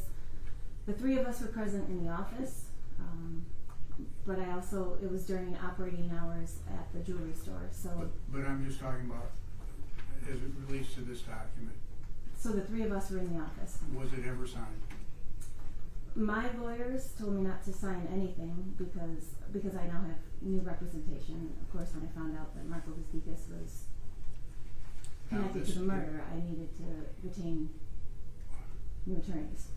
Well, you were told that he was involved in the murder. And I was shown supporting evidence to tie him to Mr. Darnell Leary, who he denied. And who showed you that? Facebook. Who showed you the Facebook? My private investigators. Okay. So you were relying on your private investigators to determine whether or not Mr. Bezvikas was involved? Yes, they showed me a document connecting Darnell Leary and Roy Leary, the shooter, to and another woman, I don't remember, to a home in Detroit. Okay. So that was all the evidence I needed to know that I could no longer have Marco as my lawyer. Okay. Yeah. So I want to be as clear as I can about this. This is going to the document. This document, does it say anywhere in it skeletons in the closet? I don't know. Well, I'll give you a moment to look, because they're offering it that this is in consideration for a movie that had already been produced and in the box. I don't know that, Mr. Thomas. Nothing I've heard suggests that. This has to do with cash here. Well, Judge, if you take a look at the exhibit that was produced to I don't have you, it anymore. I not just that wait. one, the one that was previous, that is signed by Mr. DiMartini, the lawyer for Al Bravo Films. At the bottom, it'll tell you in March the movie was in the box. No, I understand that. Well, you said you didn't know. No, I don't think anyone has suggested that this document has any connection to the movie. Or is this I her think it attempt is to get the because money? I have more questions. All than right, that's so correct. that's the problem. I'm missing information. Okay, You know so- things that I don't know, Mr. Thomas. Thank you for the word, dear Judge. I'll just object based on relevance. I'm sure he'll tie it up. Okay. I'll overrule that objection, and you certainly will have an opportunity to cross-examine. You may continue, Mr. Simpson. Now, that agreement, it's a partnership agreement that was established on the date it was supposed to have been written, correct? Correct. And I think the very first paragraph has the date of the. Of July 1st. Okay, so as of July 1st, this was supposed to be a partnership agreement between you and Marco. And that paragraph that we were talking about, I think it's on the second page. Mm-hmm. I think there's a little red circle around it, that paragraph. Can you read that into the record, please? This is 2.2, limited partner. The general partner and the partnership acknowledge that the limited partner has recently contributed $2.1 million to the capital of the partnership. The general partner shall attach a signed detailed record of the receipt of any and all expenditures of the limited partner's previously contributed capital contribution as Exhibit 1 to this agreement. All right, and the general partner is defined in that document as Mr. Brisbikis, correct? Correct. And the limited partner is defined in that document as you, correct? Correct. All right, so you wanted to have some kind of, it's basically a receipt, right? Correct. And you wanted something in writing that acknowledged the fact that he had $2.1 million of your money. Correct. Okay. And that's what that was about. Now, those things are not signed, correct? They're not signed. Now, by the way, with the office that you're talking about, where this was presented to you by Mr. Brisbikis, where the other gentleman, I didn't get his name, Truskowski? Robert Truskowski. Truskowski, okay. So, that's the office at the jewelry store, right? Correct. When he brought it over for what reason? Because I requested. Were you supposed to sign it that night? I think he thought I was gonna sign it. Okay. And what did you do instead? I called my new lawyers, who immediately said, "You're not signing anything without us looking over it." And they later filled me in on what a limited partner meant, and just, yeah, they advised me not to sign anything. Okay. And you retained that document, is that correct? Correct. All right. Whose idea was the partnership? Marcos. That partnership? A partnership agreement? That was his idea? Well, I mean, I requested the paperwork. It was understood that it was a partnership, and so yes, I suppose it was Marco's idea. Well, was it your idea? She's answered that. Well, she said she supposed it was Marco's idea. Well, as far as this, I requested something in writing to show that I was attached to the money that was contributed to the film, which this says it was 2.1 million, which we know it wasn't 2.1. I wanted acknowledgement of that money because, as we said, there was no ledger. Okay. There was no. So this is, you asked for I did ask an acknowledgement, for an acknowledgement. and this document is what Marco produced Correct. pursuant to your response? Correct. Okay. I'd appreciate if she could get her answer out. She said that it was her idea. Okay. And then the I heard question- everything, Mr. Thomas. She said she asked for it, and this is what Michael produced. Is that correct? That is correct. Thank you. Go ahead, Mr. Swinsky. All right. Thank you.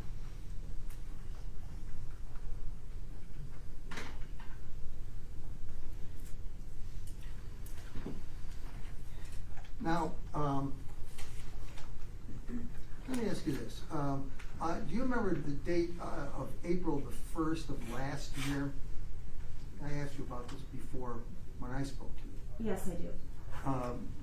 Where in the evening hours of April the 1st, did you and your husband go somewhere? Yes, my husband, myself, and Daryl Hasty was with us as well. And where did you go? We were in Royal Oak. We went to Mark Ridley's Comedy Castle. Do you know about what times you were there? Those shows are usually later, so 9, 10 o'clock. 9 or 10 o'clock? Yeah. Okay. Yes. And that's in the evening? And that is in the evening. Okay. Now, let me ask you this. Before April of 2022, last year, had you and your husband prepared a will before that date? Not before, the will came after. Okay. Do you remember discussing that with your husband? We had been discussing it for years, putting together a will and trust, and it was just not something that we, because of how busy everything was with the business and just life in general, it was just something that got kind of put on the back burner. Okay. I'm going to continue asking you about that, but before I do, I just want to go back to one thing that you said before about this investment in the movie. You said that investment was presented to you in early spring. Do you remember you said that? Yes. Can you explain what you meant by that? So, Marco was representing my father for a legal matter, and I had taken my father to his office on Greenfield. Mr. Bisbikis' office? Mr. Bisbikis' office on Greenfield, and he assisted him with a Zoom sort of court hearing. And when I went back to pick up my father, Marco came out in the parking lot and started talking about the movie, and said that, and that was when we found out that he had in fact went ahead and invested the money. Before that, it was something we had talked about loosely, but not fully agreed upon. It was in that conversation that to me, it felt like he dropped the bomb that the money was invested, and so I was shocked, but I guess I was a little excited to be part of something. So I went back to my husband and asked him if he knew, and he didn't know that he was going to do that either. So it was, the movie and investing wasn't news, it was the timing in that he went ahead and did it, and that was how he presented it to us. So that was surprising. Is that when he told you that some investors had dropped out? Yes, and that basically he needed, because the investors had dropped out, it created an opportunity to slide in at the very end, and that put us closer to that guaranteed return. And that I believe he said Lionsgate was the production company? Not the production company, but that's how it was insured. Oh. That's how it was insured. All right. And you said that was in the early spring, correct? Yes. Would that have been March, for example? It could have been March, yes. It was March? cold, but it wasn't the dead of winter, yeah. Okay. Yes. And so you had not mentioned anything to him about sending wires to El Bravo Films in February, is that correct? You had not So authorized. I'd appreciate it if Or there's had no you- leading from now on. Had you authorized to send any No. wires in February? Prior to that conversation, nothing had been authorized. Okay. All right. Now back to what we were talking about before, the will and trust. All right. So you and your husband had spoken about doing it, about setting up a will? Correct. Okay. And was there ultimately wills and a trust drafted? Yes. By whom? Marco Bisbikis. Okay. And did there come a time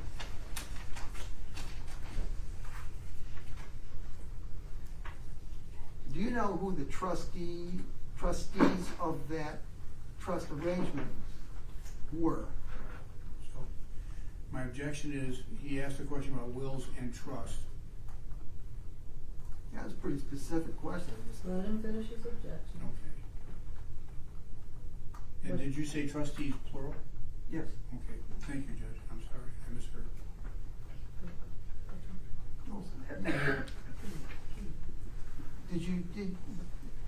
Did you come to find out who the trustees of the will of the trust were? That's my question. Yeah, so it would have been my husband, myself, and then Marco had put himself as a third trustee. Okay, so, this, I wanna show you exhibit number 82 now, and this is called the Hutchinson Living Trust, and it's dated April the 14th, 2022. And I just wanna show this to you and ask you have you seen this before? Yes. Okay.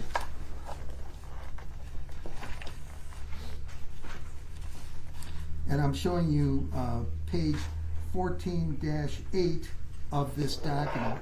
And let me ask you if you recognize those signatures. And that's my husband's signature and my signature. Okay. So, and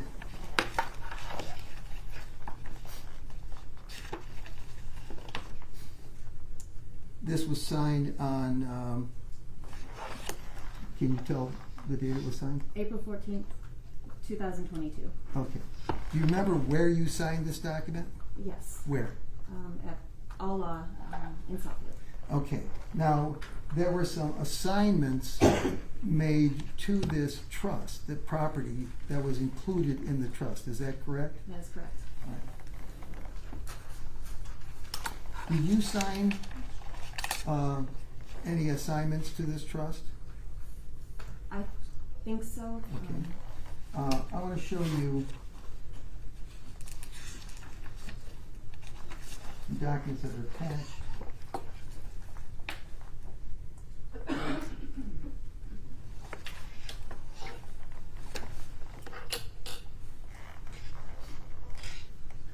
These are all part of exhibit number 82. And can you just read, there are four, are there four different assignments, 4 pieces of paper there, 4 different documents? Yes. Okay, and can you read into the record, what are the assignments? What are the things that are being assigned to the trust? So Hutch's Jewelry LLC, which is the jewelry store. Hutch Commercial Property Holdings LLC. That's the H&H property you're talking about before? So Hutch Commercial Property was an LLC that we formed because with the purchase of the pawn shop, we were going to be paying rent to the holding company. So that is why we had it. That's why we formed Okay. the LLC for that. So that's the second property? That Or is second the pawn shop, entity? the second, Okay. yeah, second entity. H2 Optics, which is the eyewear company that exists within the jewelry store, and then HJ Pawn and Exchange, which is the pawn shop itself, LLC. Okay. I'm sorry, you dropped your voice. HJ Pawn and Exchange LLC. And that was the pawn shop? That's the pawn shop. Okay. So these properties, and the one that's the interest from H.J. Pawn, that is signed by whom? Top left is Angela Raptopoulos, Daniel Hutchinson, there's Gabriella Perry, and Sarah Wyatt.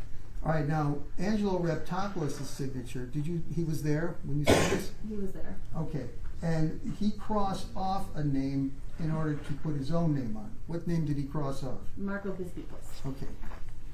And this is the assignment of interest for H2 Optics. Is that correct? Correct. And whose signatures are on there? Angela Raptopoulos, Marissa Hutchinson, Gabriella Perry, and Sarah Wyatt. Okay, so you signed that document. I signed this one. All right, and again, Angelo's signature is on there, and it's in place of whom? Marco Bisbikos. So Marco's name is crossed off and Angelo's is added. Correct. Okay, and this is assignment of interest in Hutch Commercial Property Holdings, correct? Yes, so that's Angelo, Dan, Gabriella, and Sarah. And same deal. Same deal. Angelo's name is in there and Crossed. Marco's Yes. crossed out. Okay. And then finally, this is the assignment of Hutch's Jewelry. So, Angelo, Dan, Gabriella, and Sarah all signed this, and Marco's name is crossed off under Angelo. okay. Now you said that the trustees on this trust document, you said our first Dan, and then you, and then Marco. Correct. So what did you understand that to, did you know that, had you read this entire document when you signed it? No, so the best way to explain that was, it was kind of like signing a mortgage. There were a lot of documents there, yes, and we trusted Marco to just point us at the sign here. Now, I asked you before to explain, and I asked you to explain your relationship with Mr. Despekas to help us to understand it. I think, and asked you if you trusted him, and you said yes. Yes. Now, so what did you think about this document? Do you have any misgivings about signing this document at all? Even though you hadn't read it all? No. At the time you signed it on April the 14th, 2022? At April 14th, we had no misgivings. Okay, and that's because of what? That was because of the standing of our relationship with Marco. Okay, so in this, did you come to find out in this, through this trust agreement, that if Dan died, you would be the next in line to be the trustee, correct? Correct. And if both you and Dan died, then Marco would be the trustee, correct? That is what I came to find out. And what was your understanding of the powers of the trustee over the assets of the trust? What did you think when you signed it? We didn't. I don't Yeah. think that it wasn't clear. We didn't discuss that. Okay. But you were relying on the terms that were set forth in exhibit number 82, correct? Correct. And you trusted that those terms, did you trust? Well, you already said so. Never mind, I did throw that question. All right.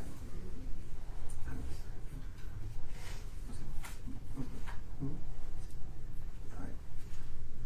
So you signed that on April the 14th at Mr. Despekas' office, correct? Correct. All right.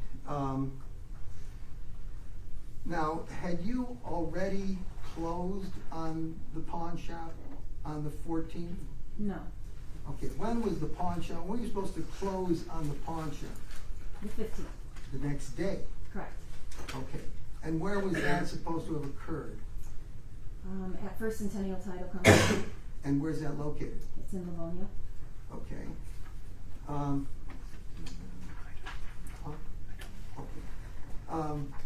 I want to show you exhibit number 83. May I approach, Judge? May I approach, please?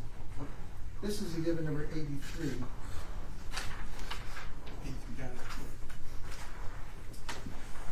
And you've seen this one before, right? I have. 83? Okay. Now that's an aerial photograph, is it correct? That's correct. All right, and what is depicted in that photo? So there's a red bubble over the title company of First Centennial. The office of it? Of the office of the Mhm. title company, correct. And what else is in their picture?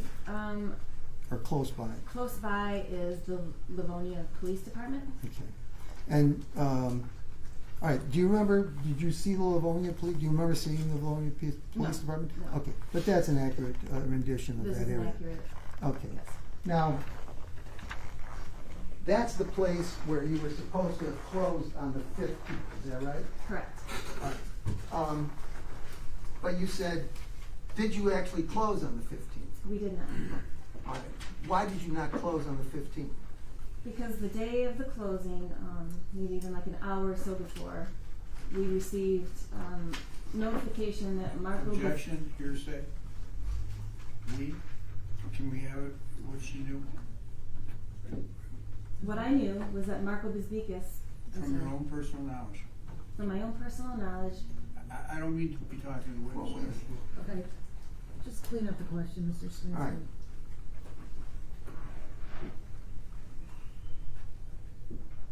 It was canceled. Yeah. Do you know why it was canceled? It was canceled because Marco Despekas got hit by a car in Detroit and had to get a CT scan to see if he had any damage, any injuries that he needed to tend to. And where did that information come from? From a text message that I saw on my husband's phone, From who? from Marco Bezikis. So he was texting you saying, I just got hit by a car, I gotta go to CT. Correct. Okay, all right. And so did the closing occur on the 15th? No, it did not. Okay.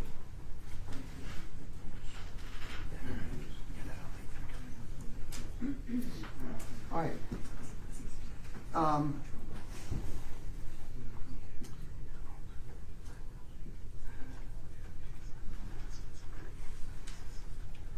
Was that closing date moved to a new date? Yes, it was moved to April 19th. April the 19th? Correct. Okay. And was it at that same office that you told us about in exhibit number 83 that was close to the Livonia PD? Yes, Okay. What happened on that day? the closing took place. The closing actually took place? Correct. Okay. When Mr. Was Mr. Bezikis at that closing? Yes. All right. When he appeared, was he limping? No. Was he encasted? No. Did he have a boot on like Mr. Larry over here? No. Okay. Was he in pain? No. Well, objection. No. Well, did he mention if he was in pain? He mentioned that he had bruising. Okay. But otherwise nothing?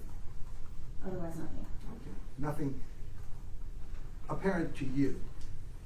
It was, he couldn't have been injured beyond the point of travel because he was traveling either that day or the next day. His cousin who had flown in was at the closing as well. His cousin from where?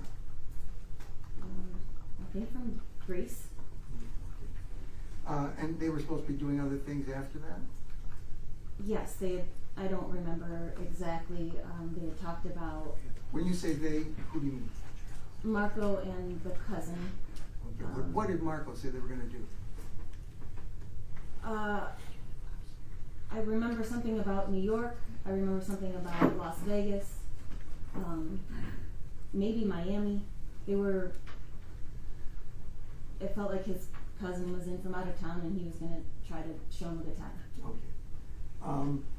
Okay. Let's get back to those text messages that you saw that were from Mr. Bezikis on the 15th. Did he mention anything at that time?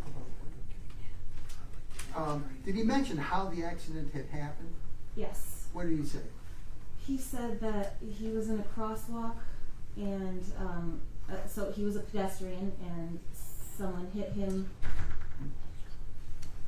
That he was struck by a car. He also mentioned that the man in front of him was struck as well, and that he went on to say that that man had active warrants, so he took off. Oh, so he wasn't around.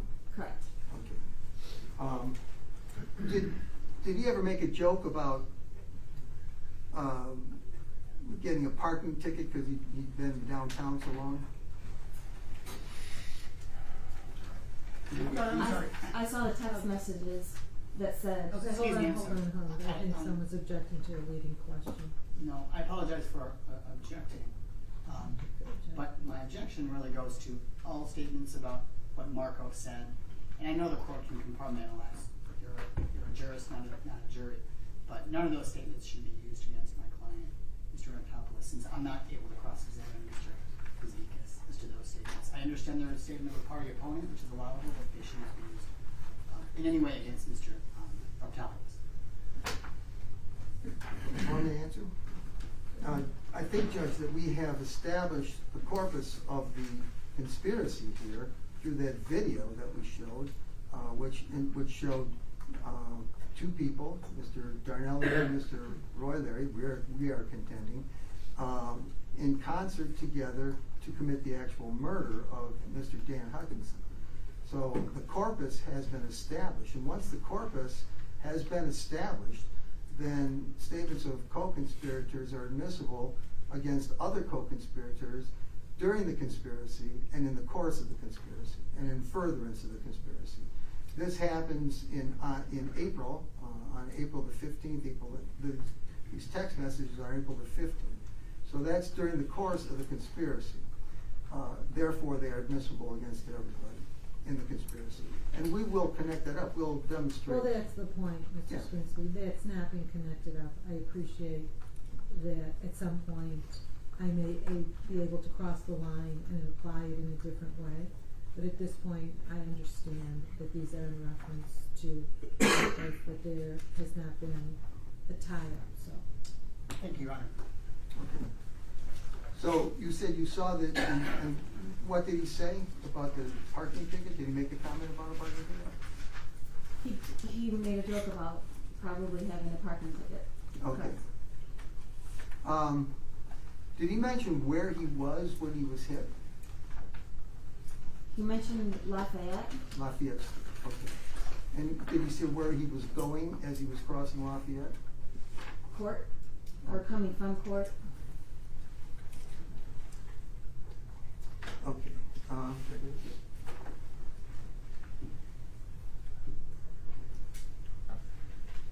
Who drew up the purchase agreement for the pawn shop? Marco. All right. And was he was aware of the sale price, correct? Correct. All right. And that was, where was that money going to come from?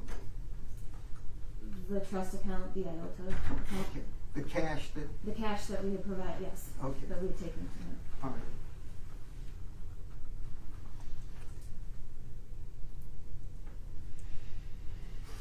Now, did the closing actually occur on the 19th for that pawn shop? Yes.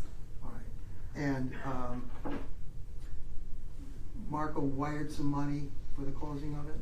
Yes, the closing took place and yes, it closed. And do you know how much money that was? 600,000. 600,000. Correct.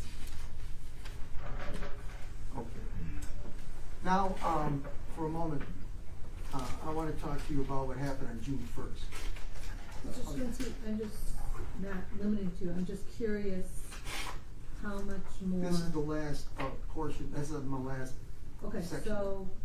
Probably another 20 minutes, maybe not Alright. even that. That's fine. Can we approach? Sure.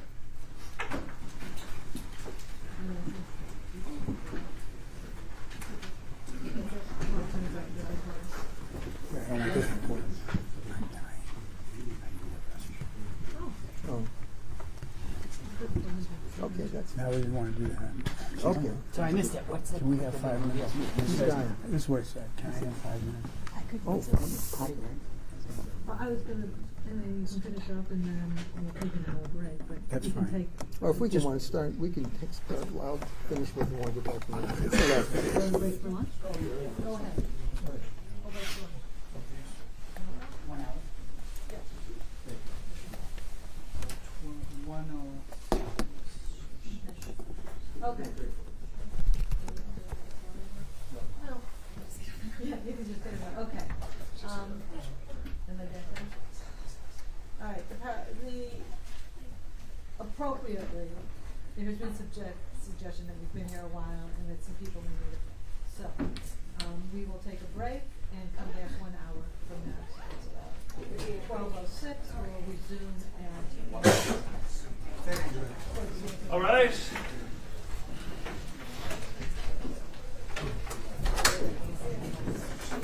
That's what I'm really.